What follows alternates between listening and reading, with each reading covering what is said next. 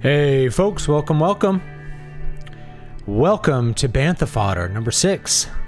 I want my MTV. I'm going to talk a little bit about culture today. I'm going to talk about MTV, of course, MTV, because MTV is important to the culture in ways that I don't always like, but I have to acknowledge. So, if you didn't get the news this week about MTV is taking a bunch of its stations off the air. Now it's removing a bunch of them. It's going off the air in Europe, in the UK, and I think they have there's a bunch of different MTV stations. There's MTV and then there's like MTV 2, 3, whatever. So they're taking everything but the main channel off. And this makes total sense to me. It shouldn't come as a surprise to anybody on the planet, because the core idea of MTV when it launched way back in the 1980s was music television. And they created a new format called a music video that became very popular. And it became so popular that usually when a band is debuting some kind of song and they're like a major label act, then that debut is now going to be in the form of a video. Megadeth came out with a new song called Tipping Point, and they premiered it as a video. It's a video on YouTube. And that's really the killer technology there, is YouTube. So the story of MTV is a really interesting one from a business perspective and from a cultural perspective too, which I'll get to. But the business perspective was you had a new technology that you were able to use to deliver a unique product with a high value to a specific demographic, mainly that 12 to 24 or whatever demographic, that teenage demographic that buys lots of stuff. And you were able to use cable TV as the main, I guess, technological disruption. So you had television in the 1950s, but cable TV really became the big thing. And when you had cable TV, that allowed you to have a lot more niche programming than what you would normally have. When you had 4 broadcast stations in a major metropolitan area, you had to catch kind of everybody that you could within those four stations. And so if you're programming for a TV hour or whatever, you really had to get things like, that's why variety shows were really popular, is that variety shows would have something for everyone. And variety shows died because cable TV came along, and programming no longer became about something for everybody, but rather about targeting the demographic. And MTV did that really well. They took the youth's main media focus, which was going to be music, and they added a video element to it. And it wasn't going to be popular with the older crowd, but it was going to be really popular with the younger crowd. And so because of that targeted demographic, it was able to be really, really valuable without being popular in the way that we would consider like the Ed Sullivan Show or something like that popular. A video on MTV didn't need to be that level of popularity in order to be profitable. You just had to have enough of them that you were going to have a lot of kids watching, and you could sell the advertising space for a lot of money because that was the best demographic for advertising. The growth of MTV started really as that business disruption, right? We were able to create something new, and it in turn disrupted the music industry. The music industry prior to MTV was not as visual as it is even today. And certainly not once we get to the end of the 80s and the 90s, where the music, the area of popular music, especially by 1997, Cultural Ground Zero, you had this transition to where music is a video and audio sort of business element, no longer an audio element with a couple of visual representations. Like if you bought a Jimi Hendrix record, you would have mainly Jimi Hendrix music is what it was about, but you'd have an album, it'd have a cover, it'd have the band on the cover, and you would see that. And so there was a visual element to popular music always, because that's how we sell things. There's book covers, right? I have covers on the book. We don't think of a book as a visual medium per se, the way a movie is, but it is visual in the sense that there's a cover that is intended to market the product to you. So we go from just visuals as a way to market the music to visuals are the product itself.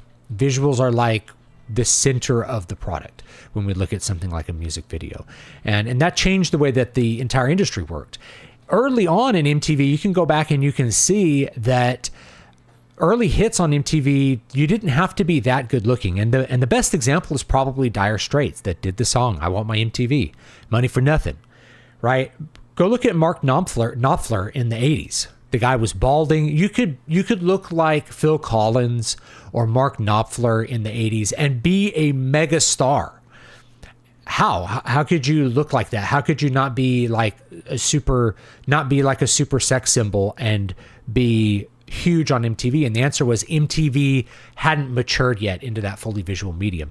Dire Straits was one of the early acts that really used the video format to make something unique. So if you go look at the Money for Nothing video, it had early CG in it. It was telling a little story. It was using the visual elements to be very exciting. And at the core of it was a pretty good song.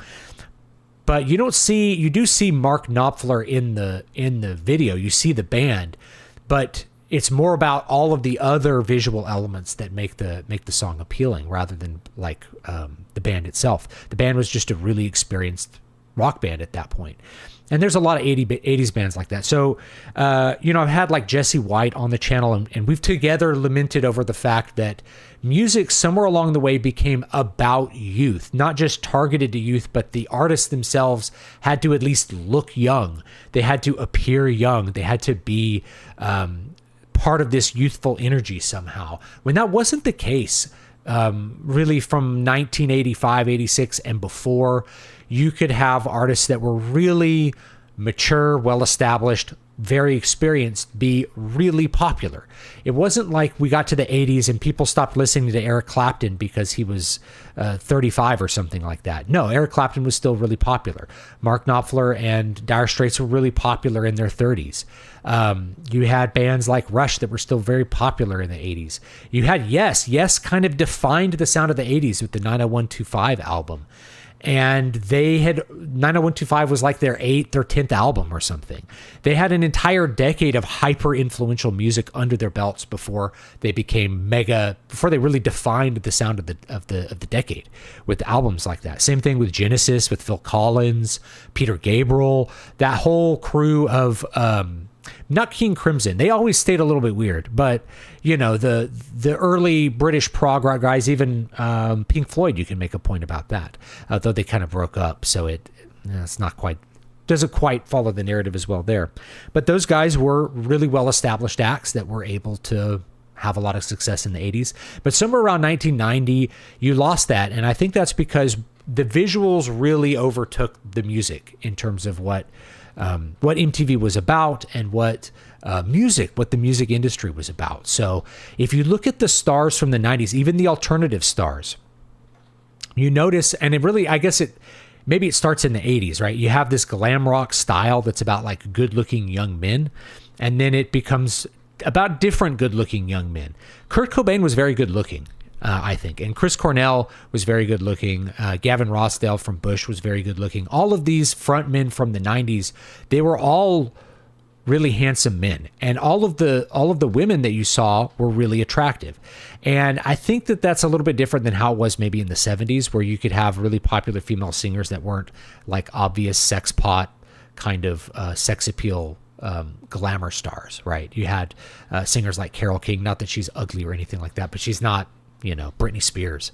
Once 1997 rolls around, then we have the full apex. That's Cultural Ground Zero. That's where music really starts to, at least the popular music, really stops being about artistic expression and development of style, and really becomes very leveled out, and there becomes a popular sound, this sort of loud popular sound that arrives around 1997 and continues into the early 2000s with things like Spice Girls and NSYNC and Backstreet Boys, these boy bands, these super pop groups and Britney Spears, Christina Aguilera.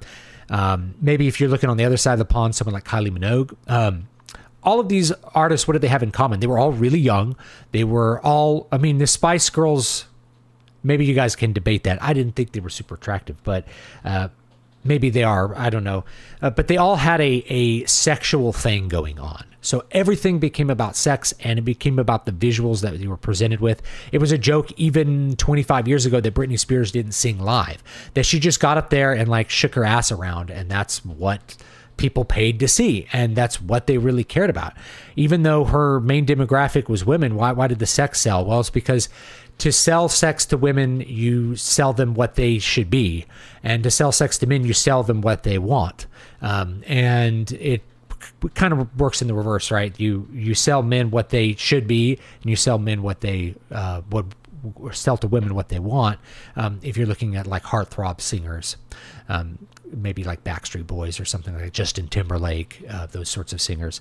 So once you arrive at that point, it really stopped being about music and started being about this visual and audio presentation that was popular music. So we always ask this question. I've made multiple videos like, when did music start to suck? The answer for everybody is when you turned 20, because of the way that trends work. Almost everyone, right? If you're like, I could take a poll of a bunch of people, what year did music start to suck? Invariably, it's when they turned like 19 or 20, because things hit different when you're an adult. You're not objective. The first time you hear something, it's like, the novelty kind of blows your mind, and you can't recapture that novelty. You can't recapture how you felt the first time you heard that song. And if you listen to songs that are similar to it, they're not going to make you feel the same way as that first song did. This is a natural progression of how we experience anything, in life, much less music. So MTV, I think, was responsible for cultural ground zero in a major way, because it leveled the culture. Before MTV, you had many regional differences for taste. So you'd hear different music in Seattle than you'd hear in Houston. You'd hear different music in LA than you'd hear in New York. And you'd hear different music in Miami. So there'd be different artists that the local stations would want to play. People there would be interested in different kinds of music. There would be different scenes that would be going on. There was the Seattle rock scene with Soundgarden and Nirvana and Pearl Jam and those sorts of bands, and Alice in Chains, Metal Church. No one listens to Metal Church but me, but they were big. Nevermore. Great Seattle. There's tons of great Seattle bands. And then you had like Florida death metal, and then you had LA thrash metal. You had all these little scenes that existed, and those got kind of leveled out. The culture became homogenized into one goop through MTV. And so MTV had blocks of different styles of music still, but for the most part, you're looking at the emphasis on the video format changed the entire game to be one where it's about the top 1%, and everybody's listening to the same crap over and over again. Clear Channel Communications, when they bought all the radio stations in 1997, they cemented this, but MTV had really gotten that ball rolling several years before. And so MTV really, in a lot of ways, is responsible for the cultural malaise that exists following the mid-1990s. They're not the primary thing. I would blame that on Clear Channel Communications. That created national playlists, but they're probably the biggest single entity that's not Clear Channel is MTV, is responsible for ruining music. Now, was music actually ruined? This is the other point I make. No, it's just what became popular that everybody was interacting with and everybody knew about, that became really homogenized and crappy. There was still tons of great music in the 90s and the 2000s. In fact, there was this big boom of great music in the early 2000s where it became so much cheaper to record music.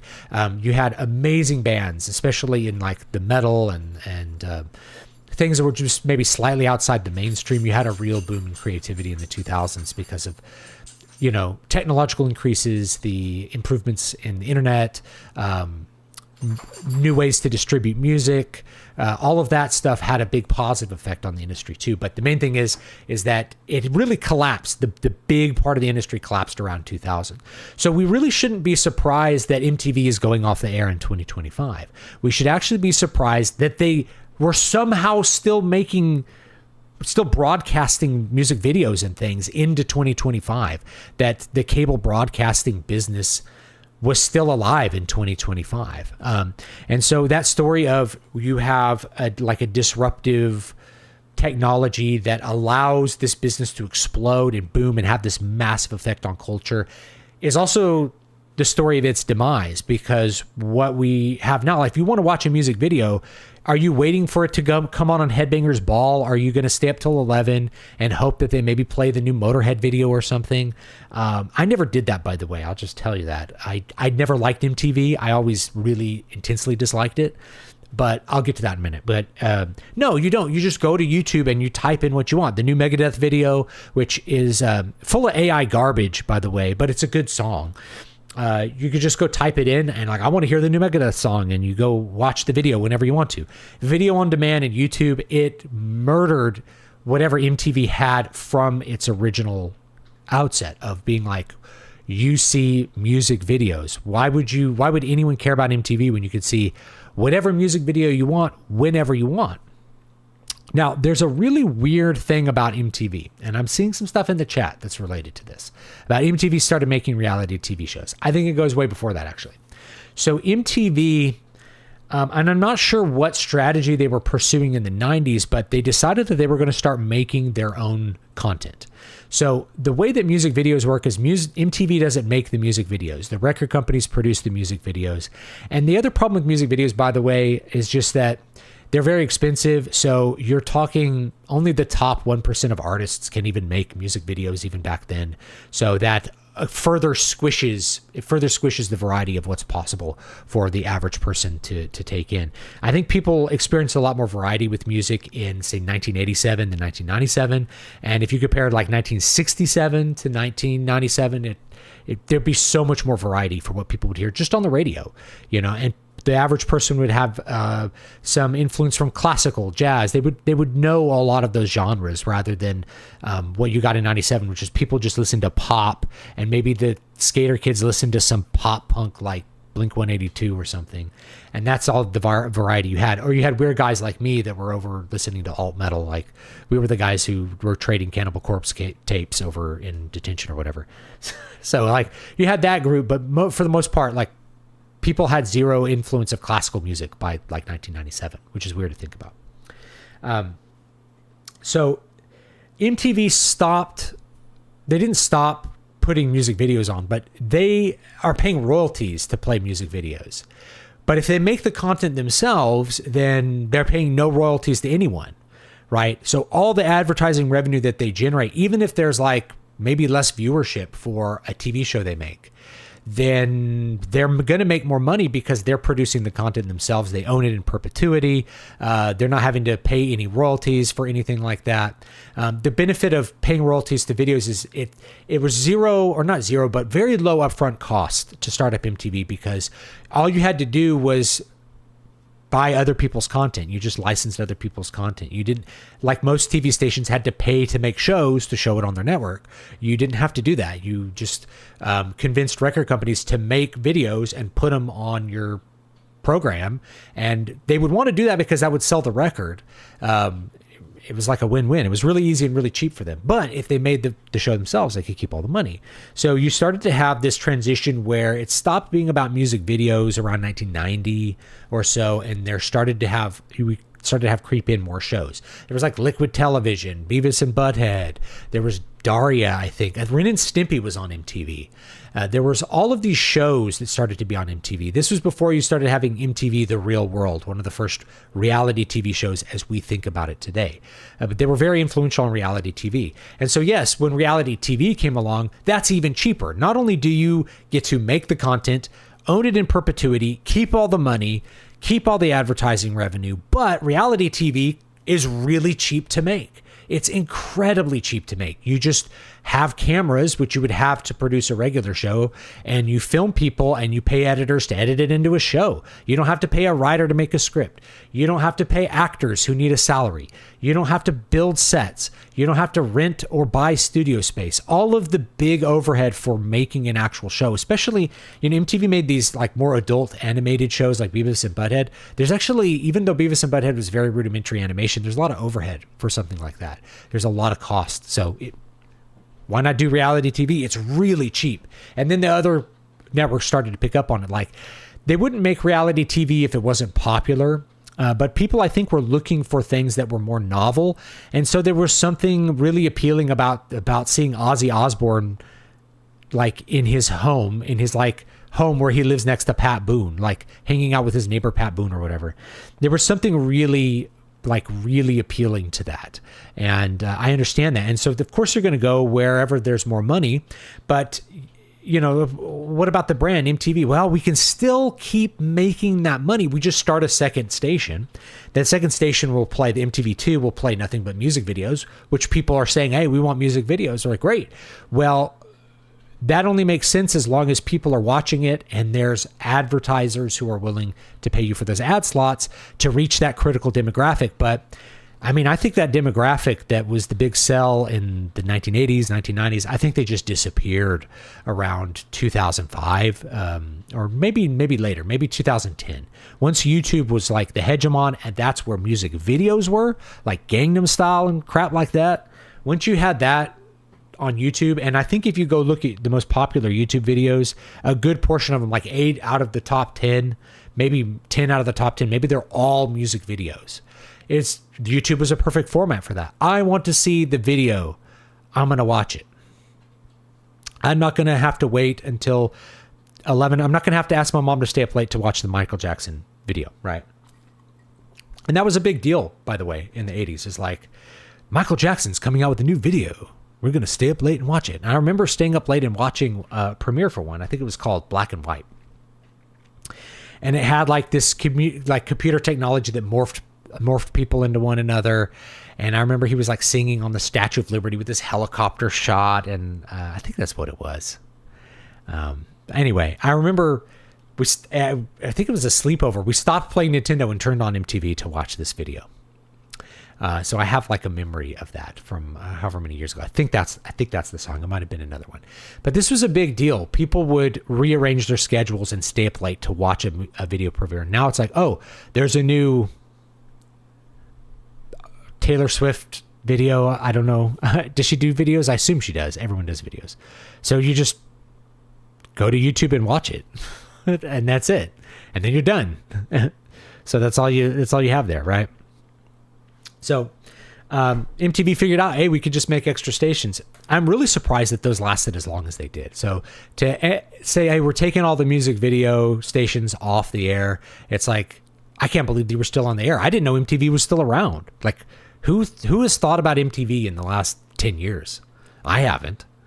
It's completely irrelevant. It's a completely irrelevant company. Hyper relevant when you think of it historically. And it probably would deserve its own article in my articles on the corporate period in the arts. It was one of the biggest influences in the late corporate period. So I call the corporate period is basically the 20th century, where the main mode of art was corporate. It was about companies paying artists to make art for large numbers of people, huge numbers of people through mass communication, whether that was pulp novels or it was comic books or it was albums on a record, or if it was music videos. Those things were made for huge numbers of people. So yes, I do want to revisit one thing before I get off this topic, which is that I'm not a fan of MTV. I have never liked music videos. I have always disliked them, actually, even from a young age. I had friends that would watch them, so I've seen them. I had friends that would ask about them. Did you see the new video for this? It's like I was a huge Metallica fan in the late 90s. And I remember talking to a friend like Greg, my friend Greg. He's like, oh, yeah, did you see the Inner Sandman's one of my favorite videos? I'm like, I've never seen it. He's like, how are you such a huge fan if you've never seen these videos? I'm like, how would I watch them? It's like, they're on MTV. I'm like, I turn on MTV and it's a bunch of crap that I hate. It's like, well, I don't know. It comes on sometimes. I'm like, I'm not watching 6 hours of garbage hoping that like one video that I might like comes on. And even then it's like, what do I care? If the song is good, I just listen to the song. I have the CD, put the CD in.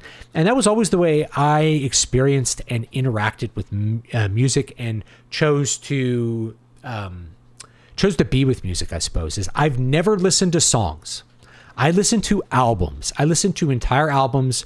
That's the way I listen to music. I've never listened to just individual tracks. I've never liked that. That's not deep enough for me.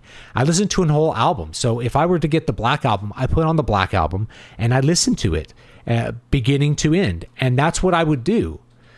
I would go home and I would listen to an album beginning to end. And I would just listen to it. I would just sit there and listen to it. And of course, one of the reasons that I had to sit there and listen to it is that I was only allowed to listen to music with headphones on for a long time. I could not put music on my stereo. It was not allowed. So I spent like all my birthday money. I remember I got it together. I had these like Blockbuster gift cards, and Blockbuster sold these Koss headphones. I wish I still had them. I could buy another pair of them. I've seen them on like eBay. I kind of want to get them just for like nostalgia. They were these big Koss headphones, big cans. And then I could listen to music and no one would hear me. And the music sounded really good on them. Way better than my crappy boombox that I got in 1991 as a present. So I put the CD in and I would put the headphones on. And I couldn't go anywhere because I didn't have a portable CD player. So it's not like I could walk around the house listening to it. And even then, like, the CD would skip every 3 seconds. So you couldn't do that. So I'd just sit there and listen to the entire album. And that's the way that I experienced music. And I love to experience music that way. And if you look at, when I list like my favorite albums, like I know that there's people who never think about what their favorite albums are because they don't listen to albums. They only listen to like individual songs and they think of individual songs. And no, you got to put out 8 songs that are really good for me to bother listening to the one song that is maybe really good. They got to all be good. So my favorite things from the 90s were these deeper albums. Like I loved listening to Rush. I loved Dream Theater.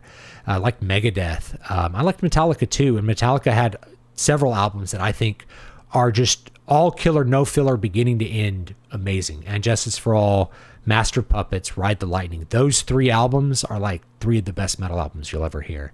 Same thing, there's a bunch of Megadeth albums that I would do that with. Like Rust in Peace, Euthanasia. So Far, So Good, So What, I would listen to a lot, but that one's pretty underrated. Peace Cells. I listened to the whole album, and that was the way I listened to music forever. The way that I really had to. So MTV was always like a almost sickening mind rot experience. We talk about mind rot now, but MTV was mind rot back then. If you go watch a music video from the 90s, it's just like this. It's just this assault of images. You cut from one image to another image to another image to another image. The artist singing, like Alicia Silverstone jumping off a bridge. That was an Aerosmith video, I think. You had all of this like smattering of visual elements attacking your senses.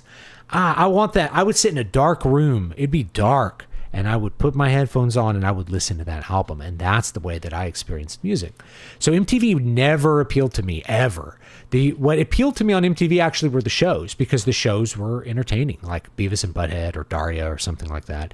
I liked the shows. I didn't like the music videos because, especially by 1997, 9 out of 10 of the music videos were music that I hated. So why would I want to watch the music video anyway? Anytime I turned on MTV, it was going to be garbage, unless it was like Headbangers Ball, but I wasn't allowed to stay up late to watch that, and my parents were super strict about the music. I'll let you in on a little anecdote about how I actually listened to music in the 90s.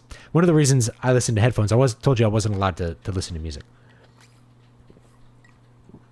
My parents were like very, very strict, and they were caught up in this belief back then that was really popular in evangelical churches, that secular music was really evil, and you shouldn't listen to secular music. You should only listen to Christian music. So there was all these Christian rock bands that were marketed as like alternatives to secular music, and so I wasn't allowed to buy music. So the way that I bought music is I had to buy music with my own money, and I wasn't allowed to work either. So at least not until I was like an older teenager. So it was like, how do I get money? And my parents, they don't have an allowance. My parents didn't give me an allowance. There was no way for me to earn money. I had to get money by like, get my like birthday money. I realized a while back that like, I never got birthday money, if this makes any sense. So we'll go one layer deeper. I never got birthday money. I got birthday money. I got checks from grandma and grandpa, but I never saw the money and I could never spend it. So the money would go into a bank account that my parents opened and I never saw a dime of it ever. So that was just the way it was. Someone sent me money. It was really disappointing because that meant I wasn't getting anything for my birthday. But if I got cash for a gift, I would like put that away. My dad started giving me lunch money in like 1996, maybe 1995, whenever I was in middle school. I started getting lunch money. So I stopped eating lunch. I stopped eating for like 4 years, and I'd take that money and I'd put it in my wallet, and I did intermittent fasting before I knew intermittent fasting was a thing. And I actually was kind of fat in like 8th grade. And then I was just like shredded by the time I was 15, because I didn't eat. I would save $1 to buy a soda at lunch, and that was my meal for the day. And then I would eat when I got home, and the food at home would be free. And so I'd pocket that money. And when I had an opportunity and I went by a record store, and this was rare, I couldn't just drive to the record store because we lived in suburbia. So the record store was like 8 miles away. I would have to be there by circumstance. So if I was there because a friend had driven there, as if I was an older teenager, then I could go to the record store and buy a record. And otherwise, like I remember I bought all these CDs when I did driver's ed, because I did driver's ed like over the summer. I don't remember when, but my dad would drop me off at this driver's ed place. And I couldn't do it at school because I had band and stuff. But anyway, so he'd drop me off at this driver's ed place. We'd have a lunch. He'd give me money for lunch. I'd skip the lunch. I'd take the money that I had pocketed from other things. I go across the street to there was a record store. I don't remember maybe Tower Records or something. And I'd buy a CD. And that was my chance to buy the stuff that wasn't at Best Buy, right? It was like they had Motorhead there, and they had Cannibal Corpse, and they had all the cool shit, So I'd go over there and I would buy a CD. And those CDs were so precious to me because they were bought with hunger, and I remember I sold them. I sold like all my CDs when I moved out of Las Vegas because I needed the money. And like, I was like, we're just going to do streaming from now on, which is true. It's true enough. But I couldn't let some of those CDs go. I think I didn't sell my Motorhead CDs. I'm like, I can't. It was too hard to buy these. It was too hard to buy them. I can't let them go. So yeah, that was the way that I would buy CDs. And so, they were hard bought, and I had to listen to them quietly. And so I had a huge attachment to the music that I had picked out to listen to fill my time with. It had to be really good. And if I bought a CD that was disappointing, which was a thing that happened a lot in the 90s, you'd hear a song on the radio and you'd be like, that's good. And you'd buy the CD and it would be complete garbage. That was like the worst thing ever, is because you couldn't listen to CDs anymore. They wouldn't let you listen to the record before you bought it back then. Somehow that changed by the 1990s, and no one did that anymore. Or they'd have a listening station, but it would only be like pre-selected CDs, and you're like, I don't want to listen to these. I want to know if this 3 Days Grace album sucks. And you listen to it. A friend would buy it. You'd listen to it together. You're like, this sucks. You're like, man, I wish I could return this. It's like, you can't. How much did it cost? $19. Oh my gosh. We paid $19, $20 for CDs. That's like paying $40 for a CD now. Just insane to think about. I have trouble selling a $40 book that's like engraved with my blood, Yeah. So like, anyway, that's why I didn't really care that much about MTV. They didn't play anything I liked, and it was just an assault, and you weren't paying attention to the music, I felt like. And I felt like the music was lower quality as a result. Like, if you just listen to Britney Spears without seeing the video sometime, just like put on Baby One More Time and listen to the music, it's really simple. You can pick out the parts really easy, and it's not good. It's really not good at all. And I I think people were kind of hypnotized by the visuals of music videos, and as a result, they just listened to crap. They listened to more crap than they would probably have listened to in 1979. Just my thoughts on that. But do keep in mind, $19 plus tax for that CD. So yeah, I blame MTV for cultural ground zero. They really helped to homogenize the culture, and whenever you're homogenizing to the lowest common denominator. You also have this problem with something like MTV when it's the only game in town. Now they added other ones. There was like a country CMT, country music TV. I don't know. There was like a BET had music videos for black people. Maybe I'm trying to remember. There was another one. I'm not remembering. Oh, VH1. Yeah, VH1 was. These were MTV copycats, right? They all play crap. So, yeah. I still think that, like, we can't forget that the old rule, 90% of everything is crap. I think that was true in 1978 as well. But I do blame MTV for setting things up so that the music industry was terrible. Why was Napster popular? It was popular because CDs were overpriced and were full of bad music. So if kids had the option to not pay for that bad music, they took it. And I think there's a life lesson in there with Napster too, which is that if anybody has the option to not pay for a thing, they're going to take the option to not pay for it. It's pretty rare that people are going to pay for something for like a donation basis unless there's a personal connection there.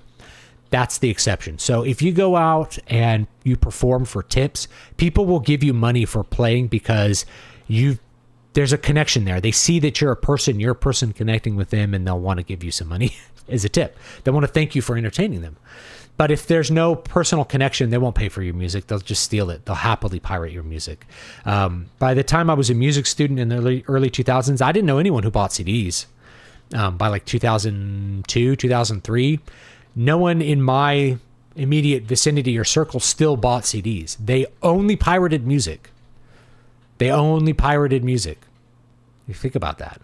It's like, wait, isn't this supposed to be y'all's profession? Well, yeah, but I'm not paying for a CD. That's $20. I don't have $20. No, I want to spend the $20 on Smirnoff Ice. That's the reality there. So anyway, that's MTV. I want my MTV. MTV, I don't even know how it was still alive.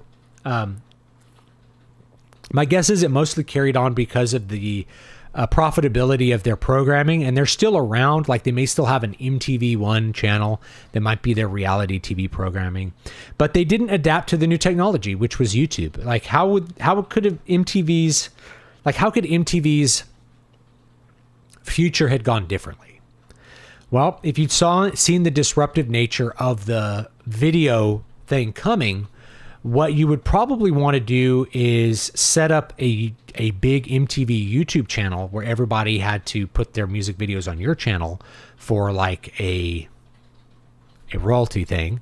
Now, eventually they would just do that on their own channel because anyone can do that, but you could offer some kind of other value for that, which is like higher ad revenue sharing, or we're already monetized, whatever it's going to be. We can run ads on our thing. Or they'd have their original programming, set up on streaming services somehow. Or what they really should have done is, going way back to the 80s, they should have had a percentage on all the music videos. That way, when the YouTube revolution came, they'd be earning a percentage on all the stuff that they put on from the previous 2 decades. Or, gotten into the actual music video production business, where they could have gotten a percentage on all of these hyper popular videos. It wouldn't have lasted forever, but it may have kept the business going for a while. Right. It's why is Microsoft buying up all the game studios? Because there's more money in publishing software than in selling hardware. So if you own the game, if you own the studio, and you're publishing on your own hardware, you're making money on both sides. So it's more money. You get to keep more of the money after the initial investment. I think you could sell it as like a buy once, cry once kind of thing. Like you buy the studio one time, but then you get to make all the money from then on forever. I think that I don't know how Microsoft's strategy is going to work out with that, but the problem with owning the game studios is there's a risk involved with the production of everything. So, anyway. All right, let's take a look at the chat, and then we'll talk about some other things. Peace in the Middle East. What else? I'll talk about some other things that have been going on. MTV's importance is mitigated by YouTube. Yep, completely. It destroyed it. It changed when they learned that the youth mirrors perceived peers, so younger musicians had strong cultural influence shaping and steering. Yeah, I think it's not just youth, not like this person's like me. It's that I want to be that person, right? Now, Stevie Ray Vaughan was older when he became very popular. Like, he didn't hit big until his 30s. Ronnie James Dio didn't hit it big till he was in his 30s. Late 30s. Like, he wasn't really a big rock star until he was in his 40s. That's really, you can't really do that now. I mean, I would love to be able to do that because I'm 42, but I think the ship has sailed with the youth culture thing, right? I don't know too many 22-year-olds who be like, I want to be that guy. It's like, they might see me and be like, I want to be that guy someday. Someday I'd like to be a guy that has a family and a cat. I want to be that guy, and a dog and a guitar on the wall. I want to be the guy who has a Parker Fly. Yeah. So I think that's true, but I think the beauty part of it as well. I think if these people weren't beautiful, it wouldn't matter. It's selling them the sex. It's and all of the music videos are very raunchy. They were very racy. Even going back to the 80s, like the emphasis on the sexualization was really pronounced. It was really strong, and in a way that I don't think was there before the 80s, before the late 80s, really. I don't know. You can correct me. You can aware me. Joplin was no supermodel. Janis Joplin was ugly, and she also sucked at singing, and her music was bad. I don't know why anyone likes Janis Joplin. Ugly person, terrible voice, bad music. That's a weird frequent. Like, people will like crap sometimes. People will like things that just make no sense. Where I look at it, I'm like, I don't see what there's to admire about anything in this. I don't get it. There's always some things that are like that. Girl Next Door in Jersey. Girl Next Door in, well, I don't know. What's a really Girl Next Door in West Virginia? She looked rough, man. She looked like she fell out of the ugly tree, hit every limb on the way down. Not that ugly. She just looked really rough. And her voice sounded awful. And it was like, just, I don't get it. I don't get Janis Joplin at all.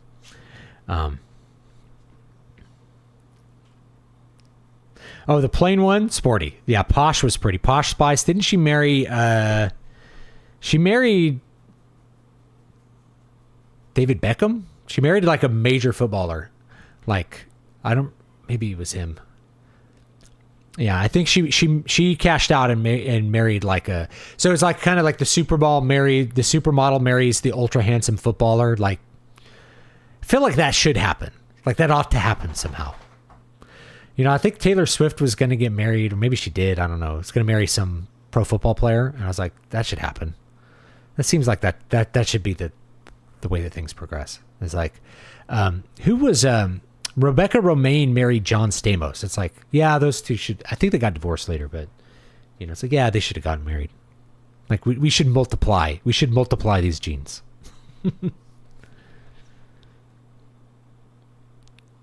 Or you could have, Trump and Melania, best of both worlds. Uber intelligence with the beauty. When I was a kid, Mel B was my favorite, but now it's Mel C. I don't know what that means. Baby Spice had a great... Baby Spice had an album? MTV began to decline when they made trashy reality TV. I think it happened before then. You said 20 years, but I'm 36. I feel music from the 70s and 60s is far better than modern day music. So I've gone over this. So the reason you think music from the 70s is better is that you weren't around in the 70s to hear all the music in the 70s.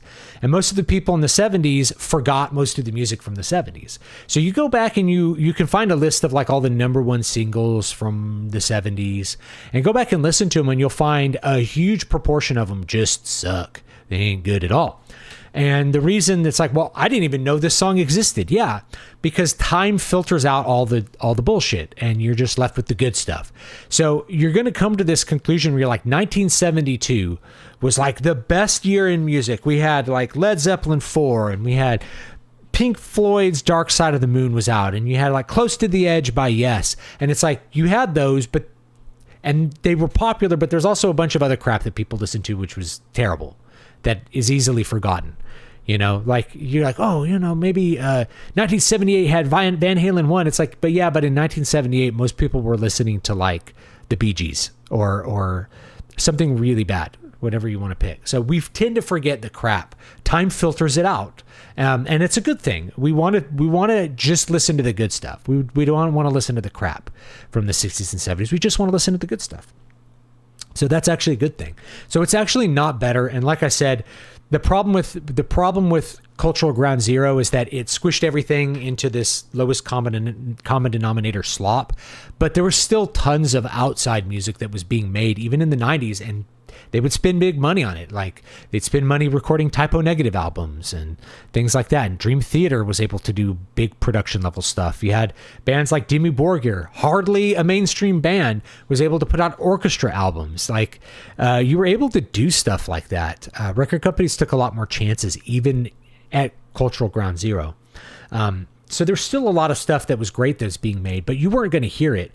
And after about 2005, like the idea of a mainstream music starts to dissolve. And it starts to dissolve because everybody ends up in their own little, somebody in the comments called it siloing, which is interesting. I don't remember that term ever being used. Like, we're in our silo. We're like bomb sheltering. Like, everybody is atomized, so that like they're in their own little group. They're like, I listen to nothing but Scandinavian black metal, and that's what I listen to. And it's like, you can do that. And you couldn't do that in 1997. It was too hard. Yeah. MTV channels are shutting down in Europe and other parts of the world. My understanding is in the US, they're shutting down everything but MTV1. So there won't be any more MTV music videos, which there's no point to them because YouTube just completely replaced that. Aeon Flux was super weird. I remember that one. That was on Liquid Television. I liked MTV's cartoons. Armored Ghost says, yeah. Making anything in the Western world is rife with overhead. Eddie Murphy starred. Oh yeah, Made in America. Yep. Back when TV was worth watching. I am going to say that TV was never worth watching. Looking back, I only watched TV because of a dearth of other things to do and boredom and not knowing, like boredom with the things that I was afforded to have and for entertainment, It's like I couldn't buy a lot of fantasy books because my mom wouldn't buy them for me. I had to grow up and get money to buy the things that I wanted. Same thing with music. I couldn't listen to the music I wanted to a great extent because I didn't have the money to buy the CDs. I couldn't play nothing but video games because I didn't have the money to buy the video games. I had to hope my mom or dad would buy me the game that I wanted, and then I could play it. And so certain games I didn't really get to play till later in my life because they were forbidden, like Doom. Like, Doom is bad. You're shooting demons, and then that's going to make you want to be a demon. I don't know. But, I couldn't play Doom until I could, scrape together my own money to buy Doom much later, as an adult, actually. And same thing with, a lot of other games like that. So I had very few games. My game shelf was, 10 or 12 games. And if you've played those all a bunch of times, you're kind of over it. And then you get a new game and you're really excited about it, or you can rent a game. I wouldn't say I did no gaming, but gaming, I got bored of it frequently in the late 90s because I just didn't have very many games, and no one did. Games had to occupy you. Games had to be better. in order for you to feel like they were good. MTV hasn't been relevant since Jersey Shore first started. I don't even remember Jersey Shore. But yeah, I think TV was always not good. I think it's always, if I'm thinking of, dramatic formats, the best formats, are going to probably be like cinema or opera, probably opera, cinema, stage, not TV, not 20-minute sitcoms. It's not a good format. I've had people have different opinions about that. They think TV is where the creativity is. I don't think so. I think TV is where the shit is. And every time somebody recommends a TV show and I try to watch it, I'm just bored out of my mind because they don't tell stories very well. Like the writers they're just lower quality. And it's not that movies are great now, but it's like a movie is such a better narrative experience than a TV show ever is. There are plenty of exceptions. Like individual episodes of Star Trek can be really freaking good. Star Trek had amazing writing back in the 60s all the way through to the 2000s. Star Trek had amazing writing. There's some amazingly well-written shows. Law & Order, honestly, is really well-written. But Law & Order and those sorts of shows, they're episodic. So it's like you're watching half a movie every time. And I guess that's cool. But when people are like, oh, you got to watch Andor or something, I'm like, oh, boring, right? That stuff is so boring. And like Game of Thrones, I found just like mind-numbing. I can read Game of Thrones. I can read the Game of Thrones book and like all the follow-ups, right? And I only really read the first book because I got to the end. I'm like, I'm done with this. I think it's a really well-written book, super entertaining, a good page turner. I'm aware of the craft that George R.R. Martin is doing. I'm aware of the techniques he's using, where he's always switching perspectives so that he never has to resolve anything. It keeps you wanting to turn the page. It's a little exhausting if you know what he's doing, but he does it well. But the show was just so boring. I don't know how people like watched it. They're like, oh, I saw a boob or something. I'm like, we have the internet, dude. You can see as many boobs as you want. Like, why do you care about like a nude scene in a TV show? Like, it's so weird, and it takes less time to just read the book than to watch the series. So I just will read the book. I don't need to see actors. I don't need to see that, or just read the book. All of television is fast growing irrelevant unless a change occurs somewhere. I don't know if I believe that's happening. Yeah. To me, music videos now is something running on repeat at the gym. Yeah. Did you already have a hearing impairment as a child? I did. Black Hole Sun is quintessential 90s music video style. Yeah. Just like a bunch of random ass images. I like Black Hole Sun, but the video also cuts out a big portion of the song, if I remember right. That's another thing. It's like edited down for the video so that it'd be 3.5 minutes long. Like there's an edited version of One by Metallica, which is this epic song. And it's like, dude, you don't edit down One. You don't edit down like the best metal song ever. What the hell is wrong with you? There's like Dream Theater edits. I'm like, what are you doing? I don't do streaming. I don't trust it. I also don't have the data plan. Phone plan, just text and phone. I still buy CDs and rip them so I can upload the rip to my music collection on the phone.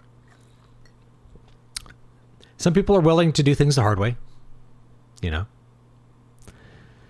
CDs often had those little booklet inside the case. I always thought those were neat. Yeah, I mean, but they're still not as good as... do I have a record? Oh, I do. Do I have a record here?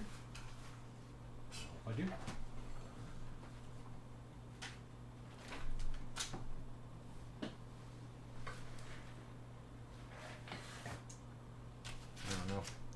It's still a far cry from like a record, which would have a huge booklet and be really big. So CDs kind of ruined the art of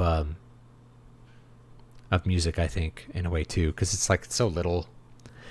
That's the thing about buying CDs. I went from buying them to pirating music back to buying CDs when I moved away from pirating. I needed the assurance of physical ownership. Yeah. CDs are still $10 to $20 despite 30 years of inflation. They should have been cheaper than vinyls, but they were more expensive initially because it was a more expensive technology, but it cost like almost nothing to like press a CD. So I don't know. Yeah. Getting burned on $20 CDs with one good single led to pirating. Exactly. Exactly.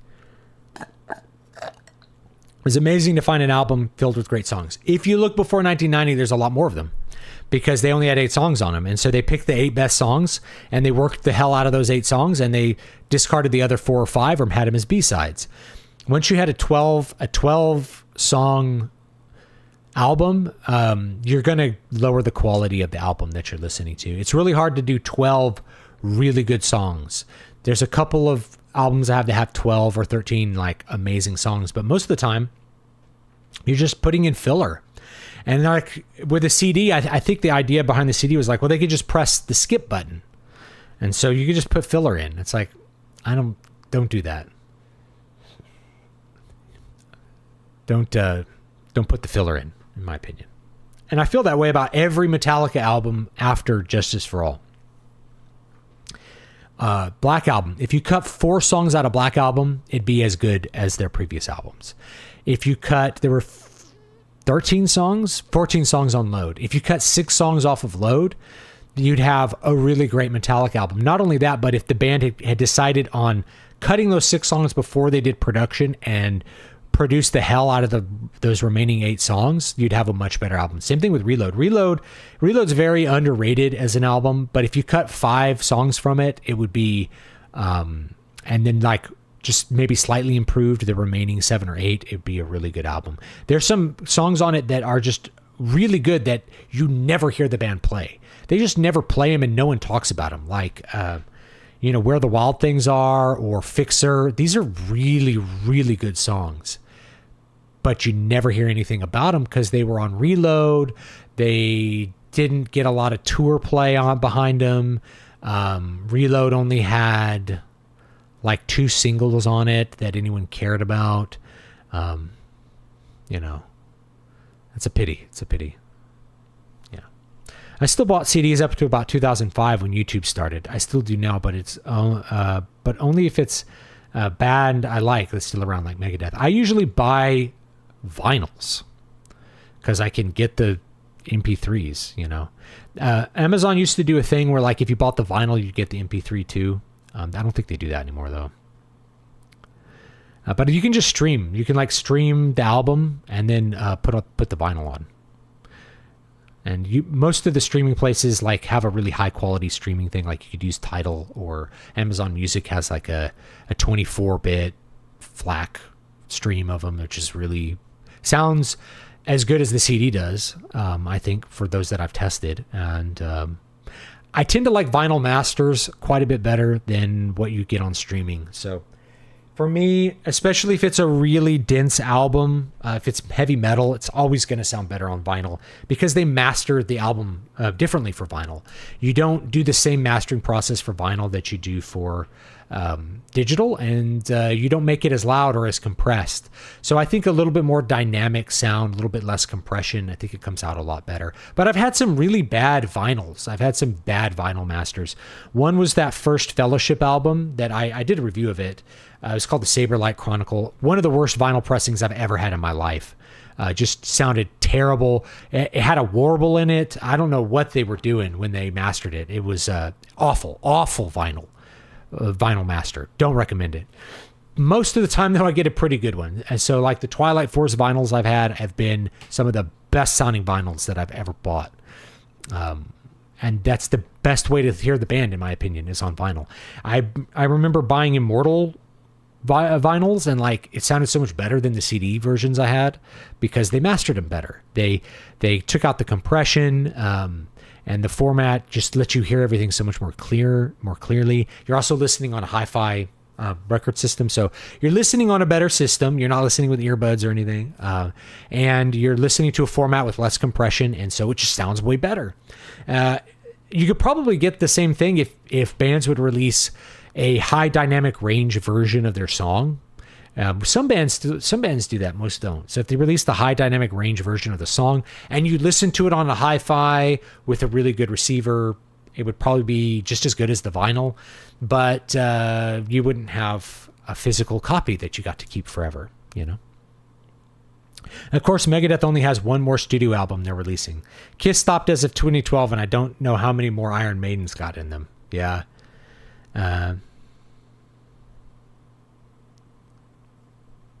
I never thought the Doors were all that great a band either. They're okay. I think they're good. I think they have some good songs. I have all the Doors albums. I have the original pressings, and they're good. They're not my favorite ever, but they're good. The first album, just called The Doors, that's a really good album in my opinion. Tina Turner live at Carnegie Hall is way more rock and roll than Janis Joplin. I don't know. Everything's been increasingly sexualized for decades. If classical were popular right now, someone would make a music video of it with twerking. I think someone already has. Janis Joplin was provocative too. That probably overshadowed her inability to sing. Kim Carnes had a raspy sounding voice like Joplin, but Carnes has way better songs. I can't get into death or black metal. Too much noise and growling. That's okay. I didn't get to play Doom until it was released on PlayStation in 1996. Then I played the crap out of it. I remember playing it on like a Nintendo 64. Actually, I think I had a pirated version of it that I like played for a little bit, and then later on I got a real version of it. But in order to get, like, they stopped selling it, so in order for me to get a real version of it, I had to buy. I'm trying to remember what I had to buy. I had to like buy the floppies somewhere. I think at a garage sale, maybe. I don't know. I'm trying to remember. I don't think I did that. How did I get the original Doom? Maybe I got it like on Steam. I know I have it on Steam, but I thought I had it before then. I had Quake. I had Quake. But Doom I couldn't get until later. I remember that. I had to play like the shareware version that was like free. I might have gotten like the full wad off of somebody. I had the full versions of Marathon, and that was cool. So I had those before Doom. So I think playing Marathon before Doom, when I went back to play Doom, I'm like, oh yeah, Doom's really good, but it's not that special. And same thing with GoldenEye, right? Like by the time GoldenEye came out, we'd been playing Quake, and so it was like, this isn't good. Quake is good. When did I think Doom came out in 1994, so I would have been 11, and the parents were like, no, you can't play Doom. So I think I bought it later as a teenager. They might have had it as like a box set that had like Doom 1, Doom 2, and like something else in it. I remember the orange box that had like all the Half-Life games. That was cool. I remember Kennedy on MTV back then. I still like her to this day. She was doing stuff as like Reason Magazine. And then, Reason Magazine started getting completely off the frickin' reservation a few years back. And I'm trying to remember all the stuff that they started doing. I remember watching a YouTube video where they were like promoting polygamy or something. Not as like, we shouldn't jail people. It's like, this is the way that they had a guy on who was basically saying, this is the way we should live. And I'm like, maybe you could rethink that. Maybe this is not the best thing to be promoting. And then you did do more thinking, and it's like libertarians, someone on Twitter, I'm stealing this sentiment, so it's not from me. I'm not taking credit for it. Somebody on Twitter said, there's two kinds of libertarians. There's the ones who are like Rand Paul that are oblivious to reality. They like want, they believe in, they're good people and they believe other people are good. Then there's the libertarians like Reason Magazine that are bad people and want other people to be bad, and they want the government to go away so that they can be more bad, and that there could be more bad people doing more bad things.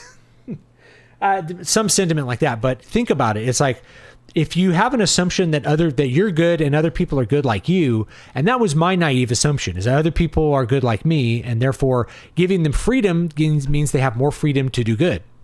And the Reason Magazine thing is they're bad people and they want more freedom to do more bad things. It's like, well, we should have more freedom to do more crack cocaine. It's like, but you shouldn't do crack cocaine. And, reasonable people wouldn't do crack cocaine. They're like, well, I just want to do a bunch of crack and have sex with hookers. Okay.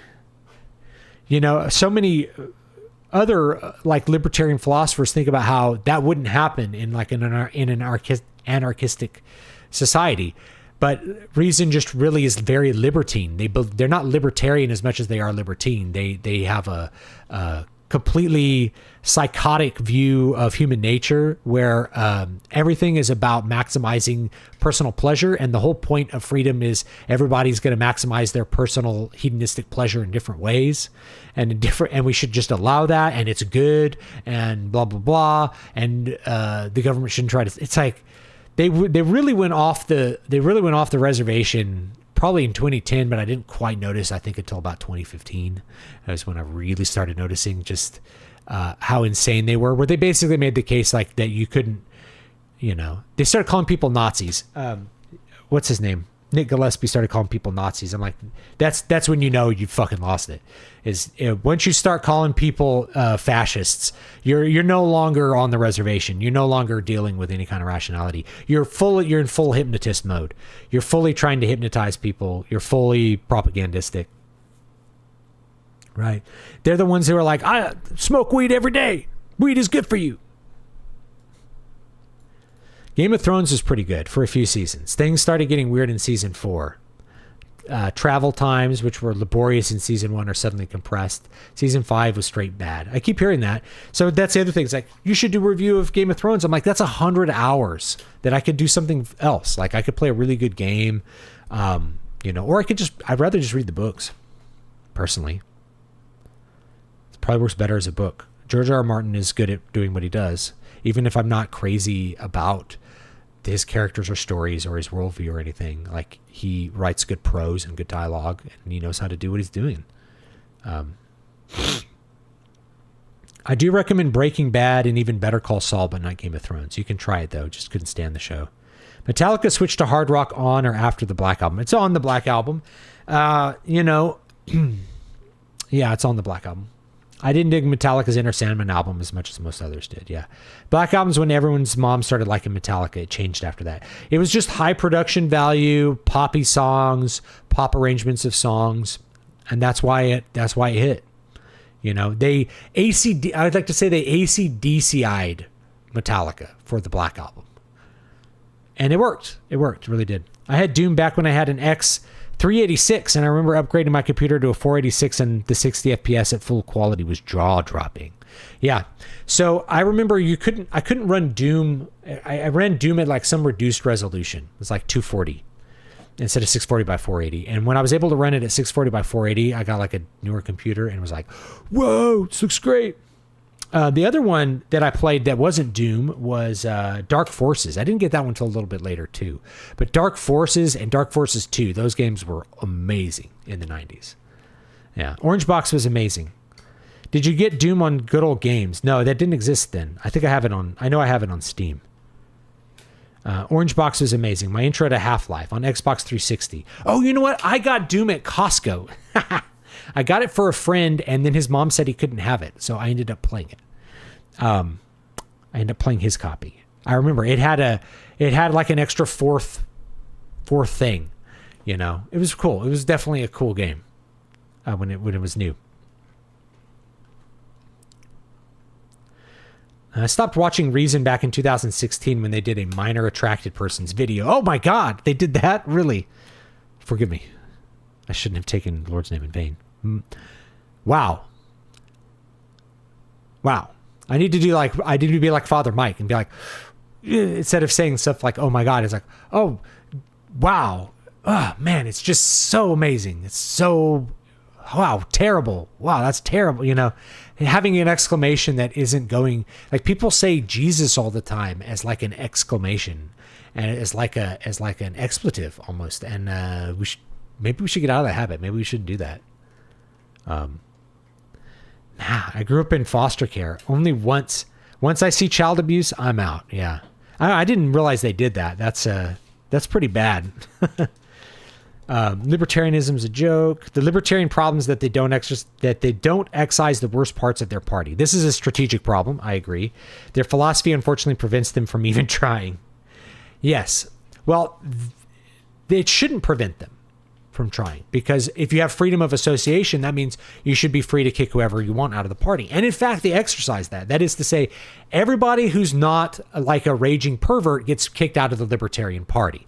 The Libertarian Party is one of the worst political organizations I could possibly think of. Full of the worst people on planet Earth. You know, are they worse than Democrats? I don't know. They're bad though. Why can't I have a human meat farm as long as I don't violate the NAP? Why shouldn't I be allowed to eat someone? There's a problem here, and really you have to, when it comes to libertarian stuff, you have to think about the real problem is the main framework for libertarian morality is just not, to me, robust enough, which is consent. I think consent is a fine razor for morality for a whole bunch of things. It's what determines, it can be easily used to determine, can be easily used to determine right or wrong in a great variety of circumstances, and everybody can feel good about that. But I don't feel like it works in every circumstance, and that's because of those three moral levels that I talk about from time to time. There's antisocial behavior, there's delinquent behavior, and then there's degenerate behavior. Libertarianism views the degenerate behavior as stuff you can do and stuff maybe even you should do. So the kind libertarians are like, degenerate stuff is stuff that you can do, I guess, because I want you to have the freedom to also try to do good things. Whereas the evil libertarians, the Reason Magazine libertarians, are like, the degenerate stuff is stuff you should do, and we should be free to do it because it is good. No. And I can just give you some example though. So antisocial would be theft, rape, murder. This is the stuff that you do against other people, the clear and obvious violations of the non-aggression principle. These are violations of property rights, of personal rights, really obvious to everybody. People generally agree at a 99.99% of all of these things about what makes these things these things. The only gray areas would be like, how do we determine consent in some edge case? Most of the cases, it's like, I own a guitar. You stole the guitar. You stole from me. That's theft. It's bad. It's wrong. Okay. Really obvious stuff. The delinquency stuff is a little less obvious because that is failing to pay your bills, failing to meet your obligations is delinquency. So, you don't pay your power bill. What have you done? Like, you haven't initiated force against the power company. You just are not paying what you agreed to pay them. You agreed to pay them for the power, and you didn't do that. So what do you do about people who don't meet their obligations? Well, we have different court systems. We have a criminal court for antisocial stuff, and then we have a civil court for delinquent stuff. The part that is just sort of left loose, kind of floating in the wind, is the degenerate stuff, which is, should I be able to be 700 pounds as long as I'm able to pay for the food? Right? As long as like me or someone around me can buy me infinite pizzas, shouldn't I be able to eat until I'm 700 pounds? Well, there's a problem with that, right? When you're 700 pounds, it doesn't just affect you. Even if you're like, I'm 100%, I'm paying for all the medical care when they haul my bloated corpse away to be ground into fine meat and be sold to the McCannibal store in Libertarian Paradise. You're still impacting a lot of people with that. You are taking up resources that would be more efficient if they weren't spent on your giant, obese, dead, bloated corpse. And likewise, you put a strain on the medical system, which is maybe if the medical system was less socialized, would you be thin? I don't think you would. And I think people have to have other incentives to be thin besides like, I have to pay for it. They figure out ways to buy the food and they'll just eat until they die anyway. Right. So it sucks all these resources up that would be better spent elsewhere. And you also reduce the fitness of the group. So if you kind of step outside of our modern bubble where we have a professional military that we pay for with taxes, and you're like, okay, how do we defend our community against another community that wants to come in and harm us? Well, we have to do it. And so we have to have enough fit young men that are able to have a war party or something. Well, if you're obese, you can't be part of the war party. Can you contribute in some other way? Maybe, but you're still reduce the fitness of the group. You can't contribute to the defense of the group at all. And if you're fat, you can't work, which means you can't contribute economically. Other people are paying for your fatness. There's all these things that maybe in a completely anarchistic society, you wouldn't have as many of these issues with the 700 pounder, but we don't always live at that. And it's the same thing with drugs. Yeah, should you be free to do cocaine? I believe there's some people who can do cocaine responsibly and some people who can do it without causing any problems for other people.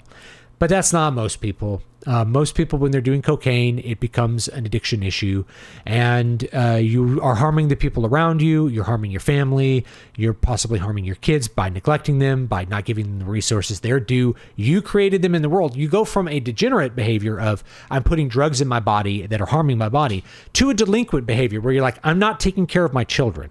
So the degenerate behavior can cause delinquent behavior. I'm not taking care of my children. I need to steal someone's guitar to sell to a pawn shop to get my crack cocaine. The degenerate problem causes those higher level problems all the time. So we always have a problem of thinking about, what do we do about degenerate behavior, like doing drugs, doing alcohol? Do we criminalize them? Do we bring them up into the top category? Do we try to put them in the delinquent category? Like, if we catch you with drugs, we're going to send you to rehab, or we're going to make you pay for this or something. Like, where do we do it? I don't always have like clear answers to that, but I know libertarianism has virtually no answers for that.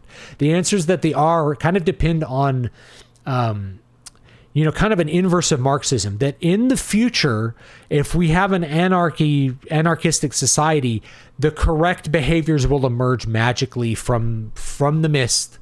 People will start to respond to those incentives and like act correctly. My real-world experience is that's not realistic, that you're always going to have these people to do them, and you're always going to have to think about the ways that you mitigate the damage that they do, whether that's with criminalizing it or it's with exile or something like that.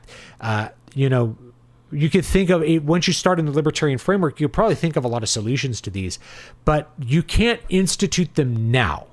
And that's a big problem as well. It's like, we're not in a libertarian society. Once we remove the government, are we actually going to be able to exile people? Maybe, but maybe we'll be exiled because of some other reason. So there's lots of things that libertarians take for granted. They're debating in a society that's made safe through force, right? Through the force of law enforcement and things, taking criminals away from them so that they aren't killed for saying the things that they want to say, for making the streets safe for them to walk around drunk on. There's lots of things that I think libertarianism takes for granted, and it can't deal with that third level at all, really. Anyway, let's keep going. They don't realize how unable they would be able to live like that in any other time period. Only now do people crab about having the right to be a total degenerate. Yeah. Like how would your society tolerate that in the past? Like, you read classic literature and you realize that there was always these problems. It's like, Sally's husband is a drunk. How do you solve the problem of her husband being a drunk? It's very difficult. And it was just a problem. He's a tramp. He's a drunk. Poor Sally. How do we fix her? How do we fix this problem? He's going into jail. He's in debtor's jail. We've always had these problems. Is reason more libertine than its founder?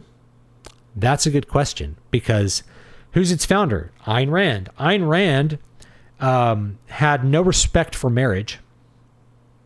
She was an atheist.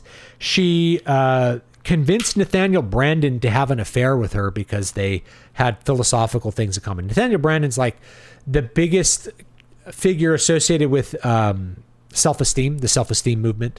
So whenever you're thinking about self-esteem, you're thinking of a lot of things that Nathaniel Branden said. And she did essays and wrote books with Nathaniel Branden while she was having sex with him while they were married, because they felt like that was the proper thing to do. I don't know where that arose from, but anyway, it was part of her personal thoughts.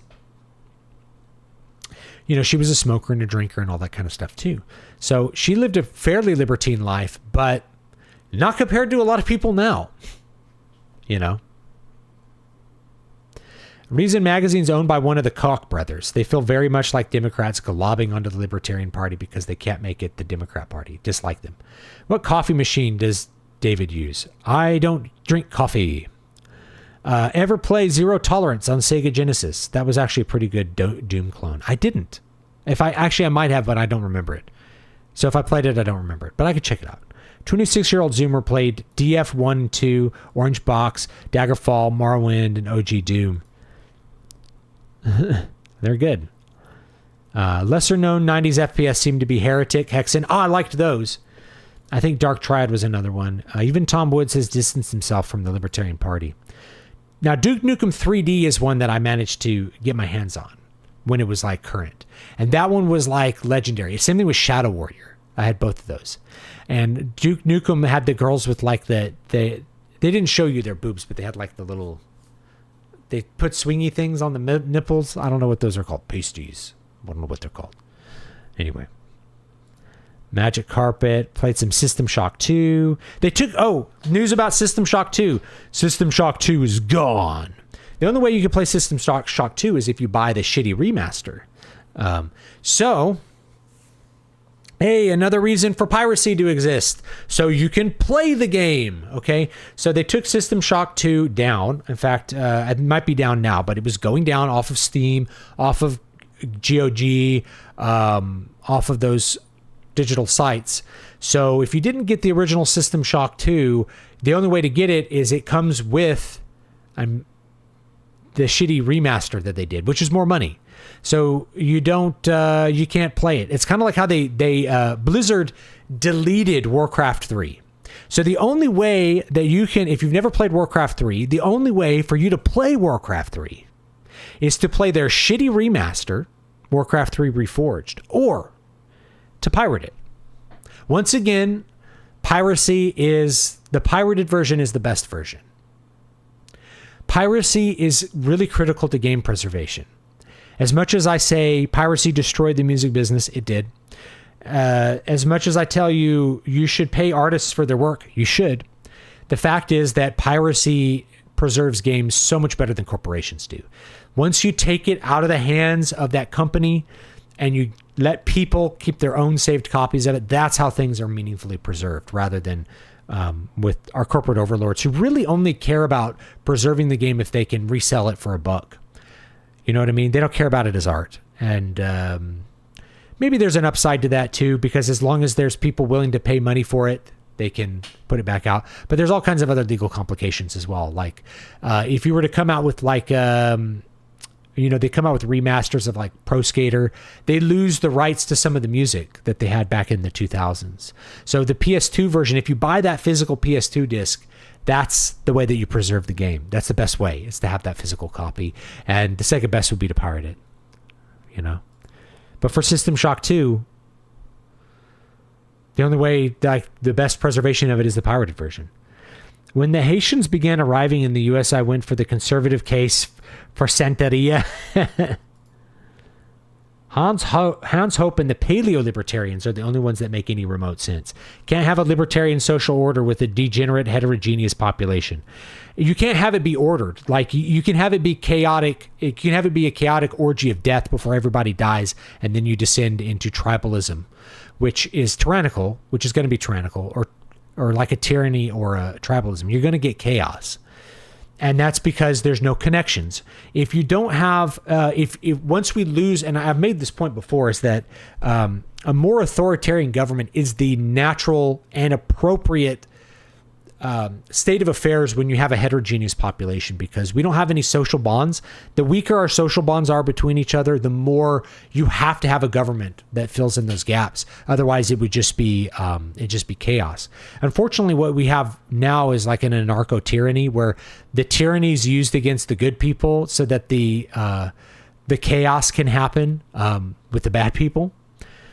It's a problem. It's a problem. The Libertarian Party is dead after the 2024 presidential race. Most states say you have to win a percentage of the overall electorate to be eligible on the next ballot. They were well below that.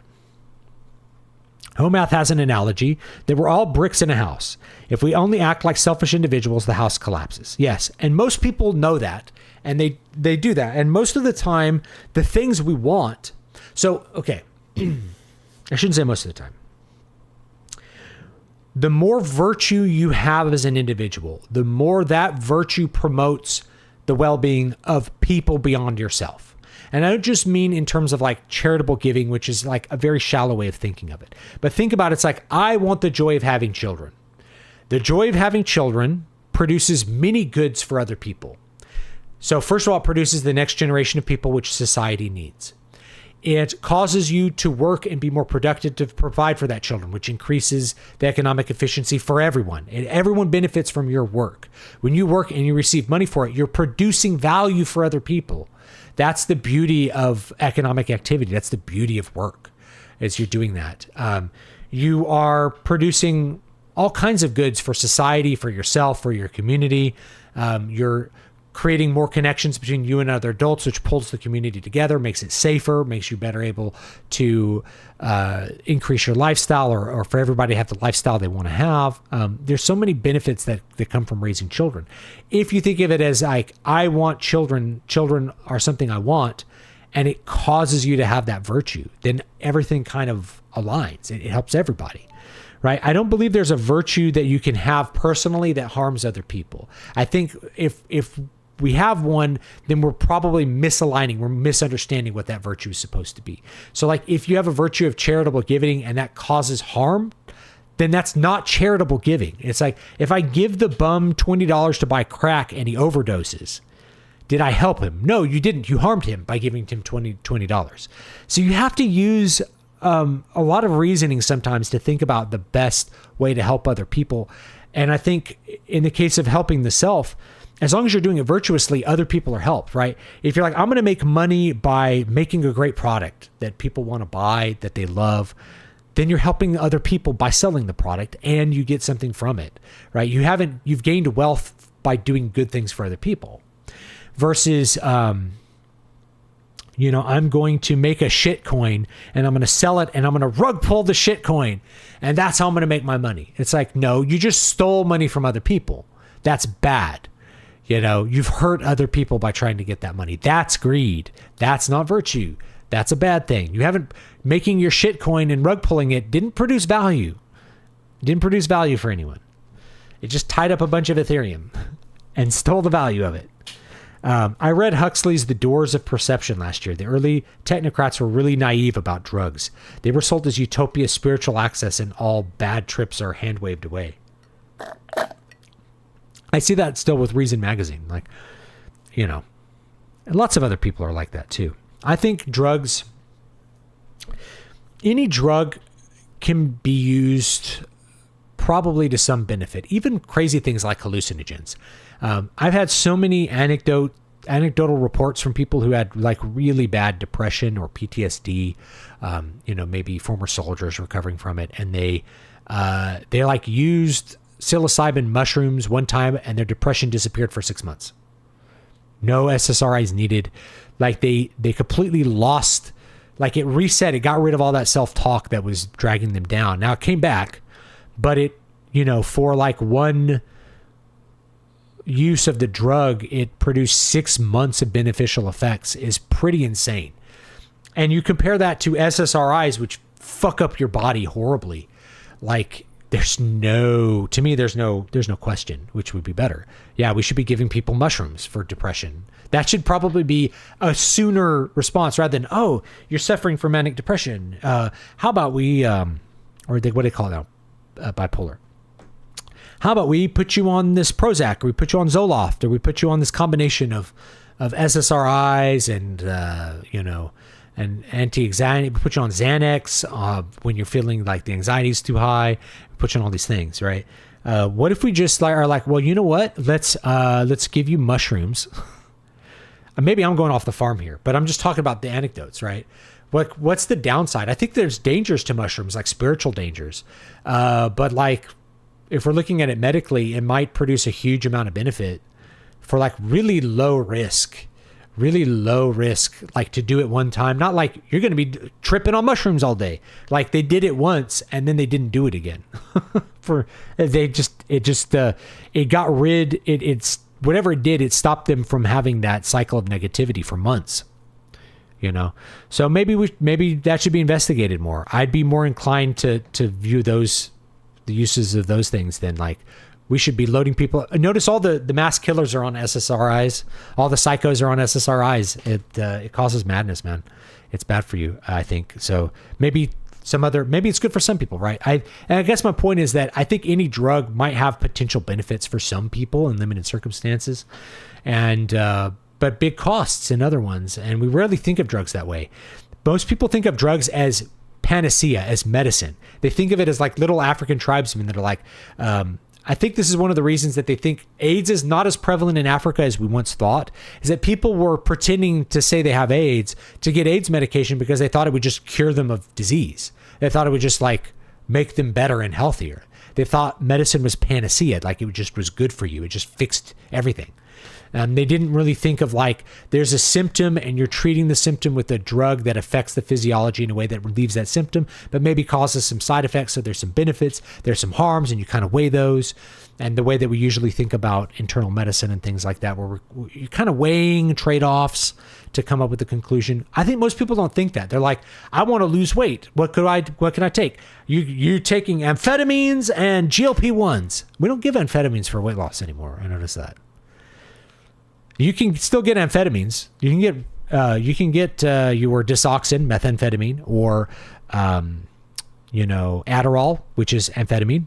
You can still get those at a pharmacy. Take them. You can take them to lose weight. They are potent weight loss drugs. I'm not recommending you do that, but doctors don't prescribe it for that anymore for whatever reason. Instead, it's GLP-1s. But those can give you terrible gastric disturbances. Yeah, you just kind of got to weigh it. You got to weigh those risks, It's not like everyone should be taking GLP-1s, You got to weigh that. I'm not respecting marriage. I remember having college friends in open relationships. I'm like, no, that's crossing so many lines. I don't know how people live like that. The people I've known who have lived like that, they have a whole, think of like mini layers. There's many doors and many compartments. So they compartmentalize everything in their life in order to do this. And it's so much work. When I talk to polyamorous people that I've known in my life or still know, it's like there's so much work to put up these little barriers and keep everything compartmentalized. Man, just to have sex with an extra person and somehow not have your world implode is so much work. Why do that amount of work? I wouldn't do it. Even if I felt that way, I wouldn't do it. I'm like, nah, it's too much work. Too much work. I'll stick with one person. I still have a physical copy of Warcraft 3. I don't know if I do. I found my old copies of Warcraft 1 and 2, though. That was cool. Dave, you're speaking truth here. You're not around the same age. You are around the same age as me. Not many friends left these days. I appreciate you. Cheers, man. Thank you. Thank you, Metatron. These days, being a 304 is celebrated and encouraged. I don't know what that means. I own Warcraft 3 CDs somewhere, I hope. They got left at Mom's, so may not be there. Oh, you know what? I remember I have a Warcraft 3 CD. Maybe it's a DVD. I think it's a CD. But I lost the box, and so I don't have the code anymore. And you have to like put in the serial number code. And I don't know about getting a keygen or something like that that'll work. But like, I remember I got excited. I installed it a couple years back, and then like I needed this code. I was like, where's this code? Where's this code at? I'm like, am I going to have to buy this thing from Blizzard? I still have physical copies of StarCraft. I don't have a physical copy of StarCraft 2, though, but I didn't like StarCraft 2. I was playing the enhanced edition of the PC Blade Runner game from 1997. It's a good point-and-click mastery. It has product placement in it for Command & Conquer Red Alert in it. How cool is that? I remember Red Alert. I wanted to find a pirate copy of OG Diablo 2 without the remaster. Just prefer the older, grimier aesthetic. I remember GTA 4, they redid the music, so no more Smashing Pumpkins. Yes, that was the problem, is they lose the rights to the music. I think that would be a problem if they were to re-release like Matrix, the Matrix games. Remember those? Matrix. It came out on PS2 and GameCube. And they were like, it was like an interquel. It took place kind of at the same time as the Matrix Reloaded movie. Pirated media is good for preserving music too. Lots of bands got their hits off of pirate singles. Lots of rare performances exist at radio recordings. True. Tape trading, I think, though, is different from what Napster did, which was we're offering a CD for sale that we spent $500,000 on, and the teenagers are like, no, I'll just steal it. Watch Dogs 2 had Smashing Pumpkins songs in it. Did it? No, the first Watch Dogs game did. I bought the first Watch Dogs game for PS4 and was pretty disappointed in it. I played it, though. And then when I went back to sell it to GameStop, they're like, it's $2. I'm like, I'll just keep it. I'll just keep it on my shelf for $2. Thanks. Here's a funny one. That's pretty much how capitalism works. Stealing value from workers, selling whatever is addictive. No, that's not how capitalism works. Capitalism works on free trade. Capitalism's not, you can't steal value from workers by paying them for it, right? That's not stealing value. That's paying them for their work. So, trying to think of a good way of putting this.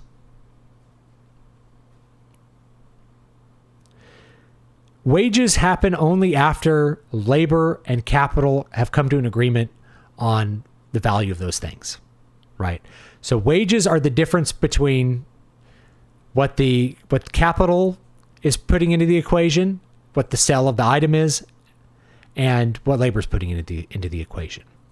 And in a free market, wages are generally determined by market forces. If you want wages to be higher, I will just tell you how wages are higher, which is you stop illegal immigration. So if you're worried about worker wages and you're super worried about that, you need to close the border. You need to deport more people, because the fact is labor is like any other supply. And if you have an overabundance of it, it's going to depress wages.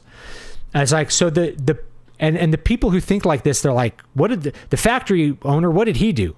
He actually did a lot, but a lot of things that you don't understand if you're an idiot, which if you're a socialist, you are. So just accept that you're stupider than me and listen to my words. My wife's laughing on the other side of the room. This is how I spin my shit every week. It's like, you should trust me because I am smarter than you. So that's number one. Trust me, right? You're talking to someone whose intelligence is beyond what you can comprehend. So yeah.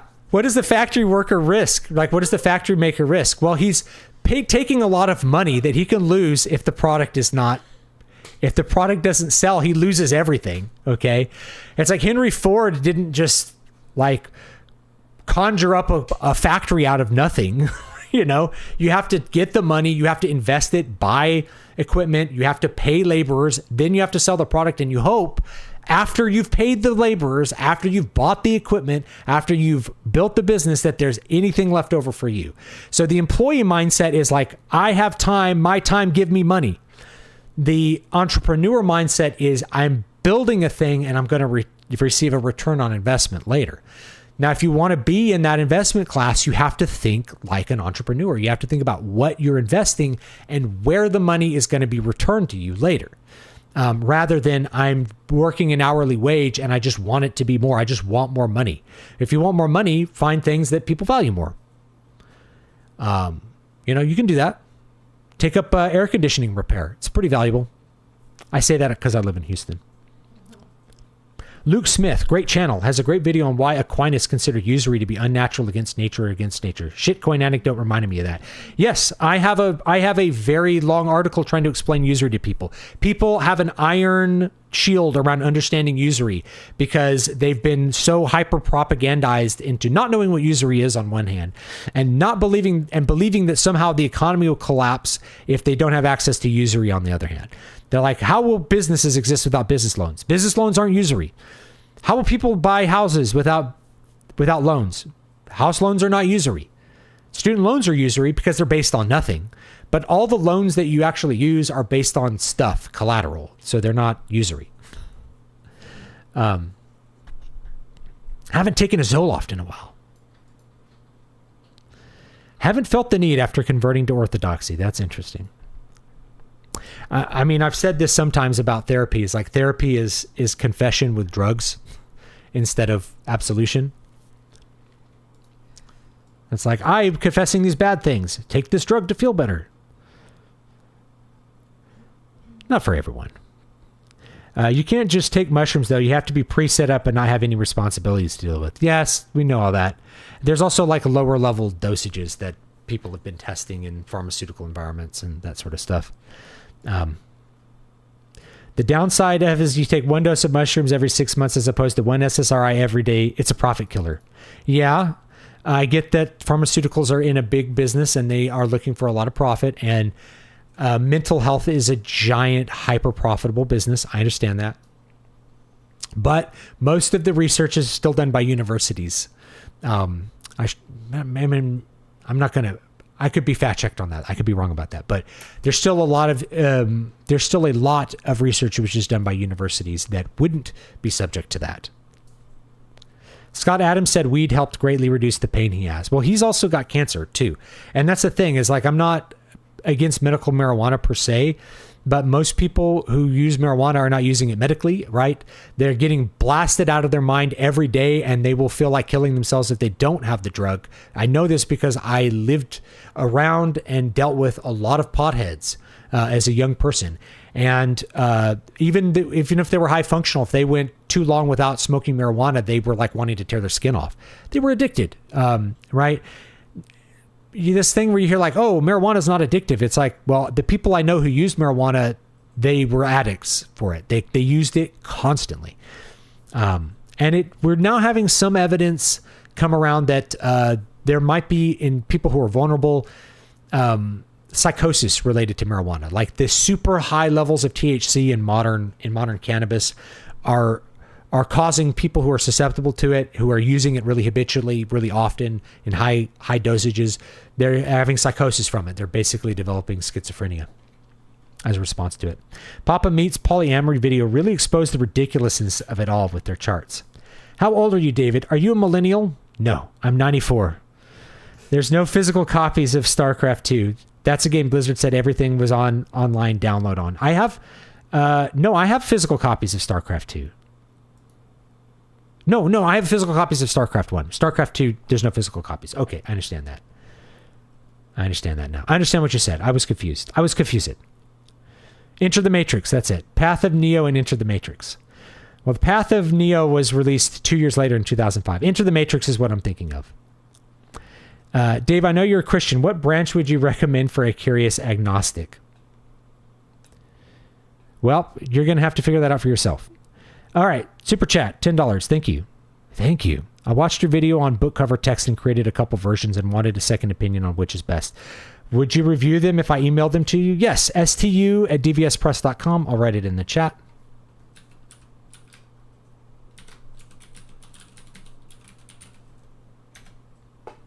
I'll write it in the chat. I'll be happy to do that. I'll give you some opinions. The irony is that you wanted to roast Henry Ford. He had a bunch of things. He had a bunch of things in his personal life. There was also he got sued for paying his workers too much. There's actually that story about that too, right? It's like the fiduciary responsibility to maximize return for shareholders, which I haven't really seen successful lawsuits brought with that. There might be a couple here and there, but no one ever seems to be willing to do them. It seems like you could do it for something like Disney, who like flushes their profits down the drain for like woke garbage, but no one's really doing that. But he got like sued for like paying his workers too much. So they had daddy government say you can't pay them that much. You have to give all the money, as much money as possible to the shareholders. I'm like simplifying that, but you can read about it. Yeah, I hate when people say that's how capitalism works. Then they describe the least functional market imaginable. Yeah, right. When your markets are really functional, people trade. People trade when it's advantageous to them, and they don't do so when it's not. Now, there are lots of things that can make markets not as good as they otherwise could be. This is a problem with like the rural versus the urban. In the urban environment, you have many options. In the rural life, you have fewer options. So people are inclined to take less advantageous options than they would in the urban environment. There's a lot of things to think about with that.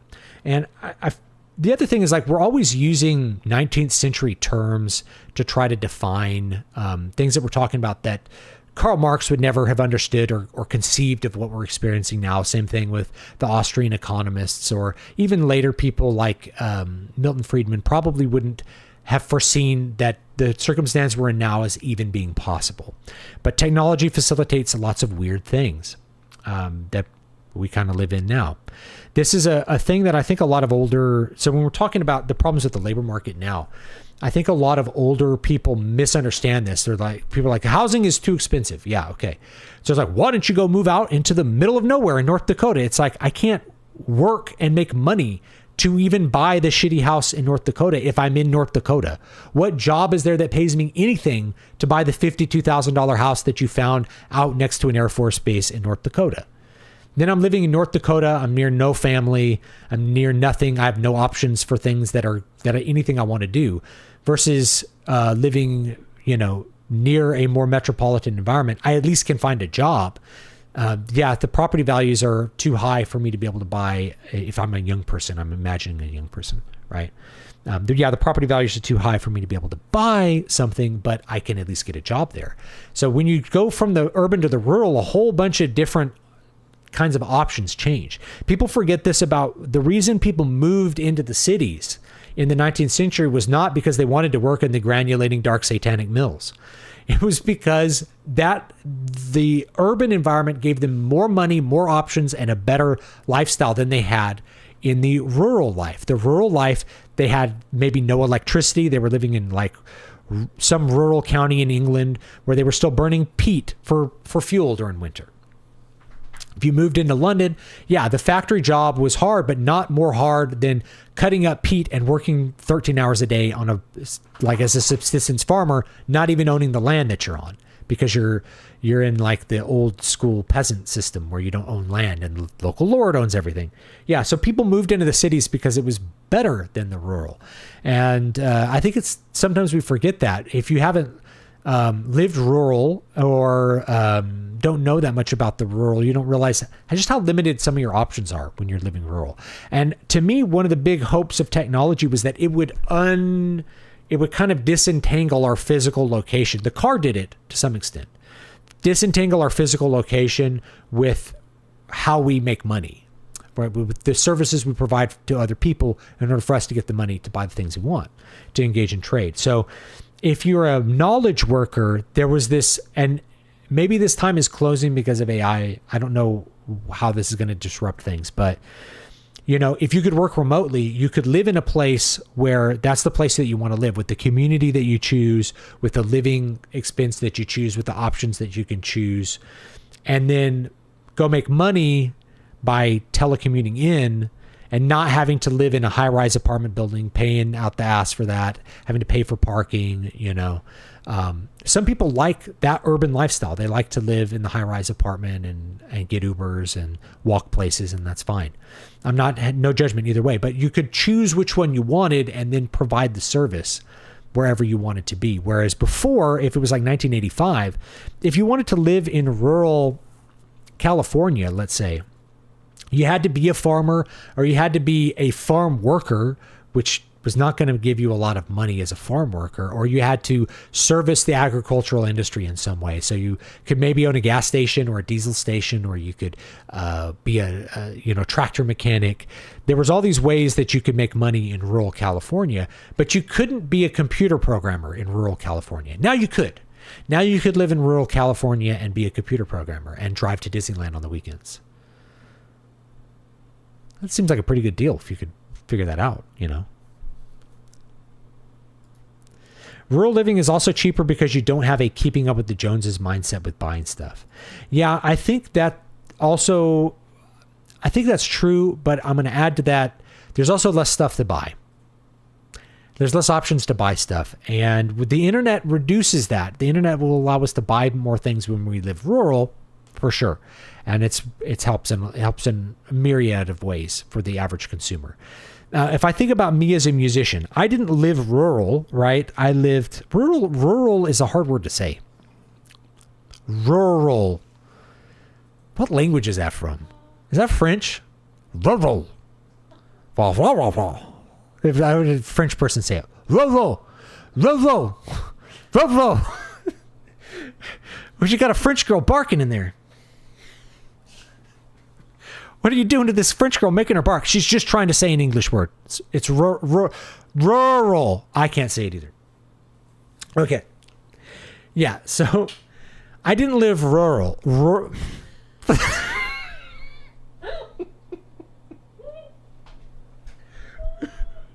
I didn't live rural.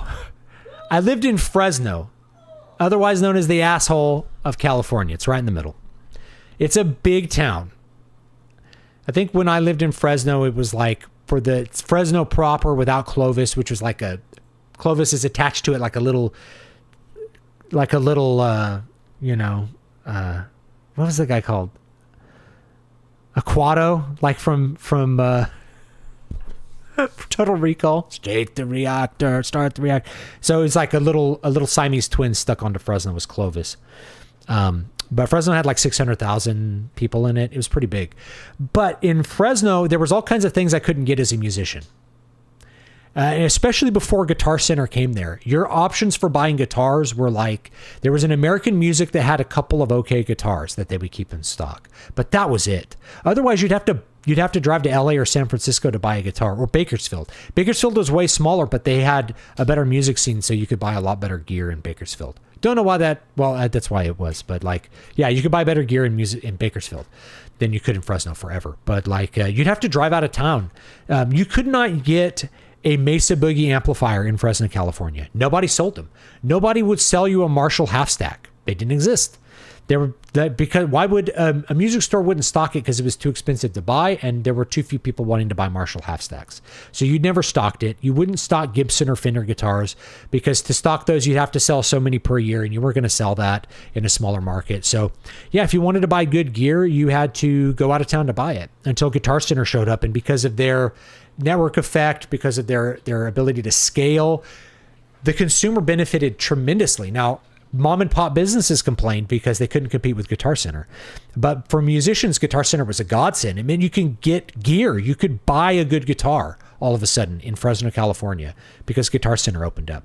So even though it wasn't rural, like your options for buying stuff were really limited to like the really shitty Samick guitars that wholesalers put their brand name on that were at your local mom and pop music store. And I worked at one of those.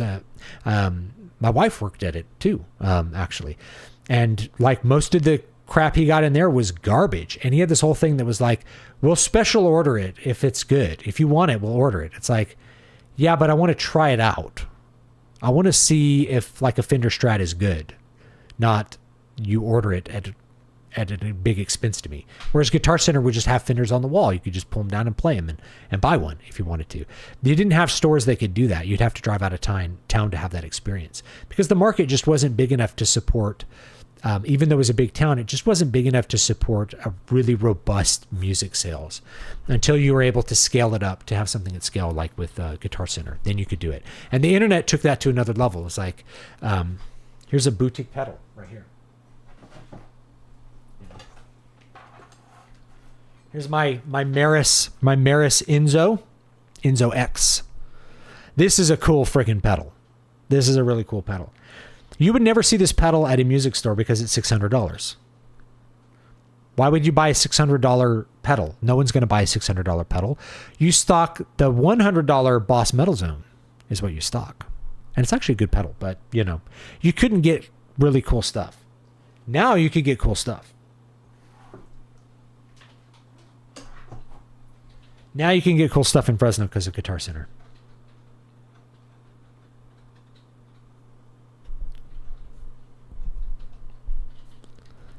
It's how a Chinese man says laurel. It's Latin via French. Rural is French? How do French people say that word? I thought it was French. It seems so weird. Yeah, it seems so weird.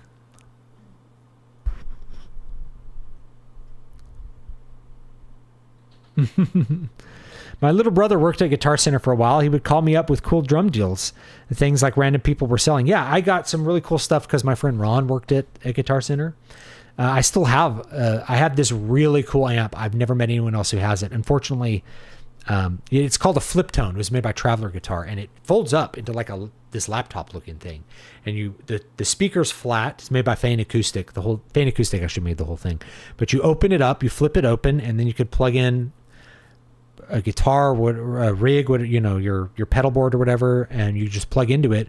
And it's battery powered. It has a lead acid battery. Unfortunately, I didn't recharge the lead acid battery one time, and so it's dead. I got to take it apart and see if I can maybe take it down to batteries plus, and maybe there's like a compatible one that's the same size that I could throw in there and get that to work, and then kind of resurrect it as a portable guitar amplifier.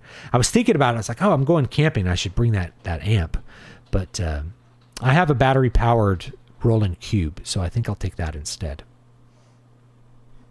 And that'll work. Or I could just plug into like a Bluetooth speakers. This so we're talking about cheap guitar rigs, guys. Before I go, if you want the cheapest guitar rig, I'll show it to you.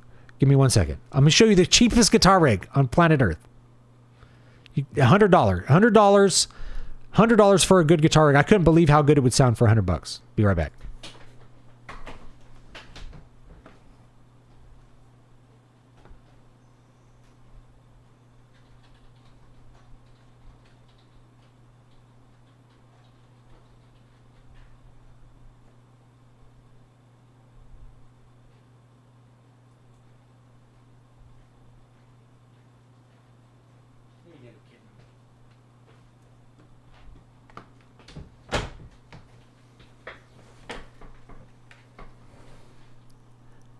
All right, so check it out. Here's your guitar rig. Okay, David, what guitar amp should I buy as a beginner? I'm going to tell you right now. You buy a Bluetooth speaker. You buy a Fender Mustang Micro. Let's get the camera to focus on it. Mustang Micro. I have a review on this. Or you can get their Nux makes one that's also cheaper and maybe even better in some ways because it has a drum machine. Here you go. Fender Mustang Micro and a Bluetooth speaker.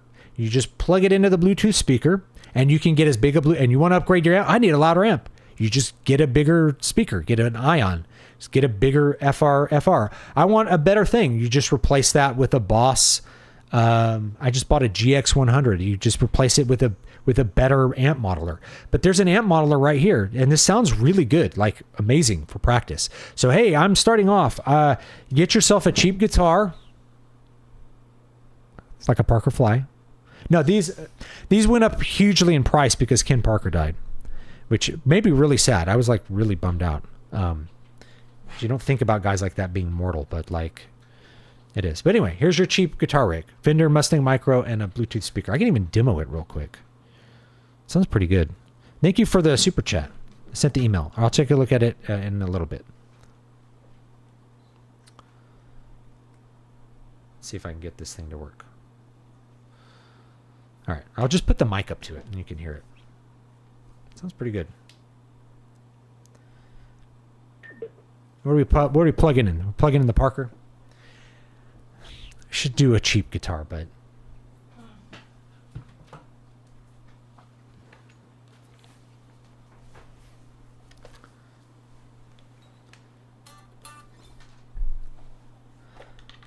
all right.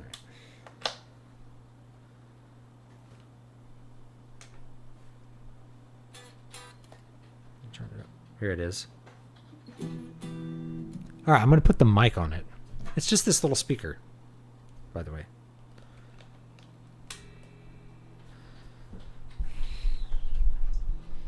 All right, microphone, go to speaker. Here we go. Where the sounds at. See if this is too loud when we're blowing it up.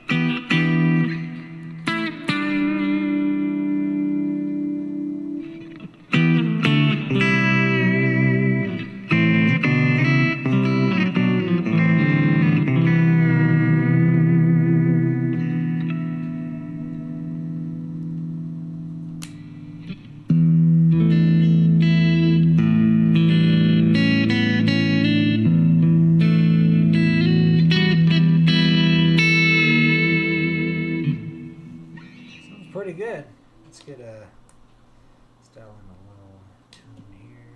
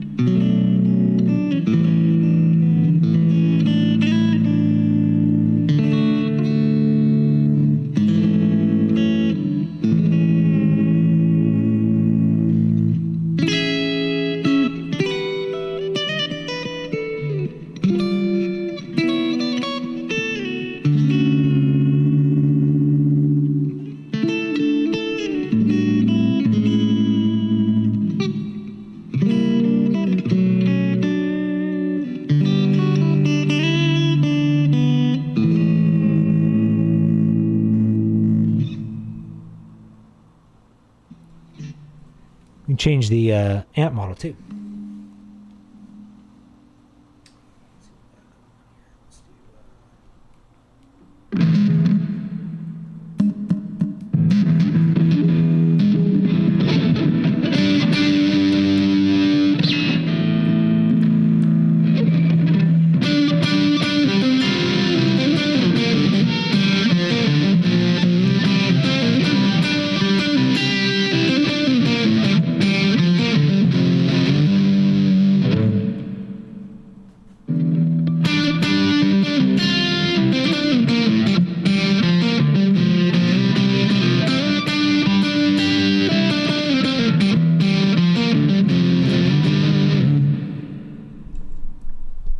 I want my MTV, and that's the song.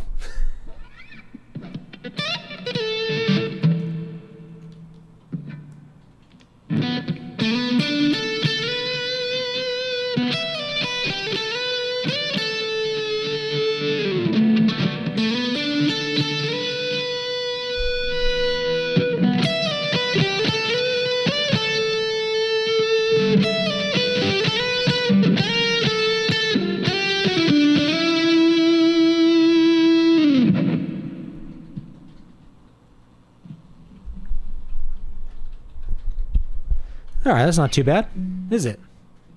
Yeah.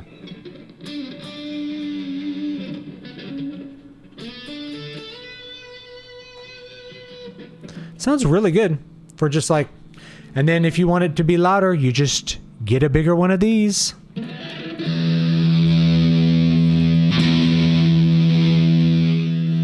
right. There you go. Mute button.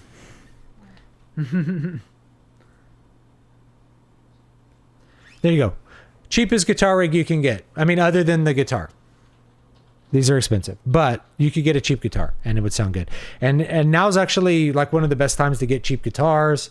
People are selling used guitars. You could probably find like used Harley Benton guitars on Guitar Center for like less than $200 that are really good sounding. There's so many like Amazon brands like Firefly that still make decent guitars, and you can still get Squiers and stuff that sound great. So grab a Squier, grab a Fender Mustang Micro, plug it into the Bluetooth speaker you probably already have, and you have a rig that sounds this sounds so much better than the crap that I was trying to cobble together into a rig in like 1997. There's really no contest. Like this sounds a billion times better than the old crap that we used to just struggle to like get a good sound out of an 8-inch speaker on a crappy amp we got from a music store that, you know, had the worst digital distortion you've ever heard in your life. And then you're trying to run pedals with it. And like, oh, if I get the Boss Metal Zone, maybe it'll sound like Metallica. No, it doesn't. But this does. This can actually sound like a real amp. Their models, even in this little form factor, are pretty good. Is this thing on? I think I turned it off. There it is. Yeah, you can get. I don't have a pick, but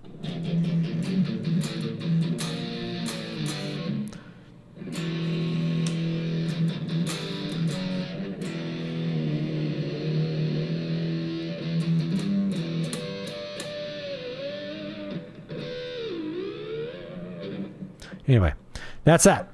Oh, the Line 6 pod. Yes. We used to use stuff like that. Amp modelers now are like so much better than the old ones. I had a GT3, a Boss GT3 that my friend Sean had, and I would use it till I think I got a GT6 later. So much nostalgia for those because you could just go through all the sounds. You could just try out different sounds, different effects. Like it was so easy to try out different things on those amps. It's like a cool sound. Some good, honestly, good high gain tones on this thing.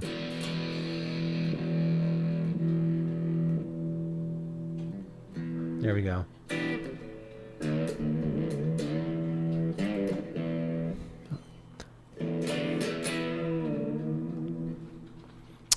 So yeah, way better than those were really cool for trying out a lot of different sounds.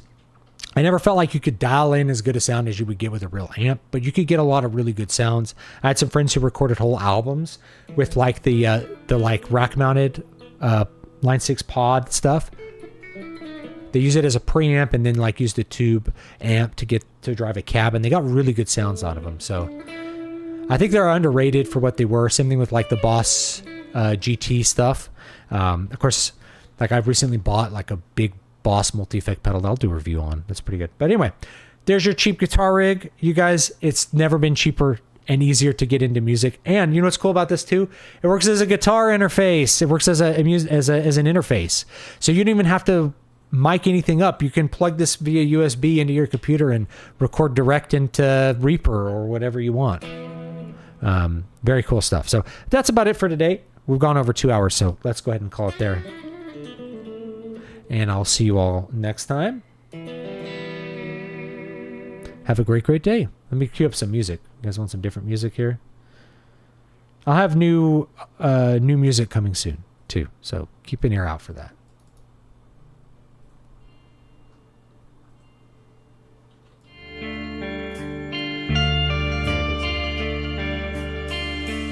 All right, we'll see you next time. Let me link everything. Join the Patreon. There's books on Patreon as part of your membership. There is... What other benefits do I have? Oh, Substack. There's a book that you are going to get 1 chapter a week for right now on Patreon and Substack if you are a paying member of either one. So go ahead and get access to those by joining Patreon. Great opportunity to do that.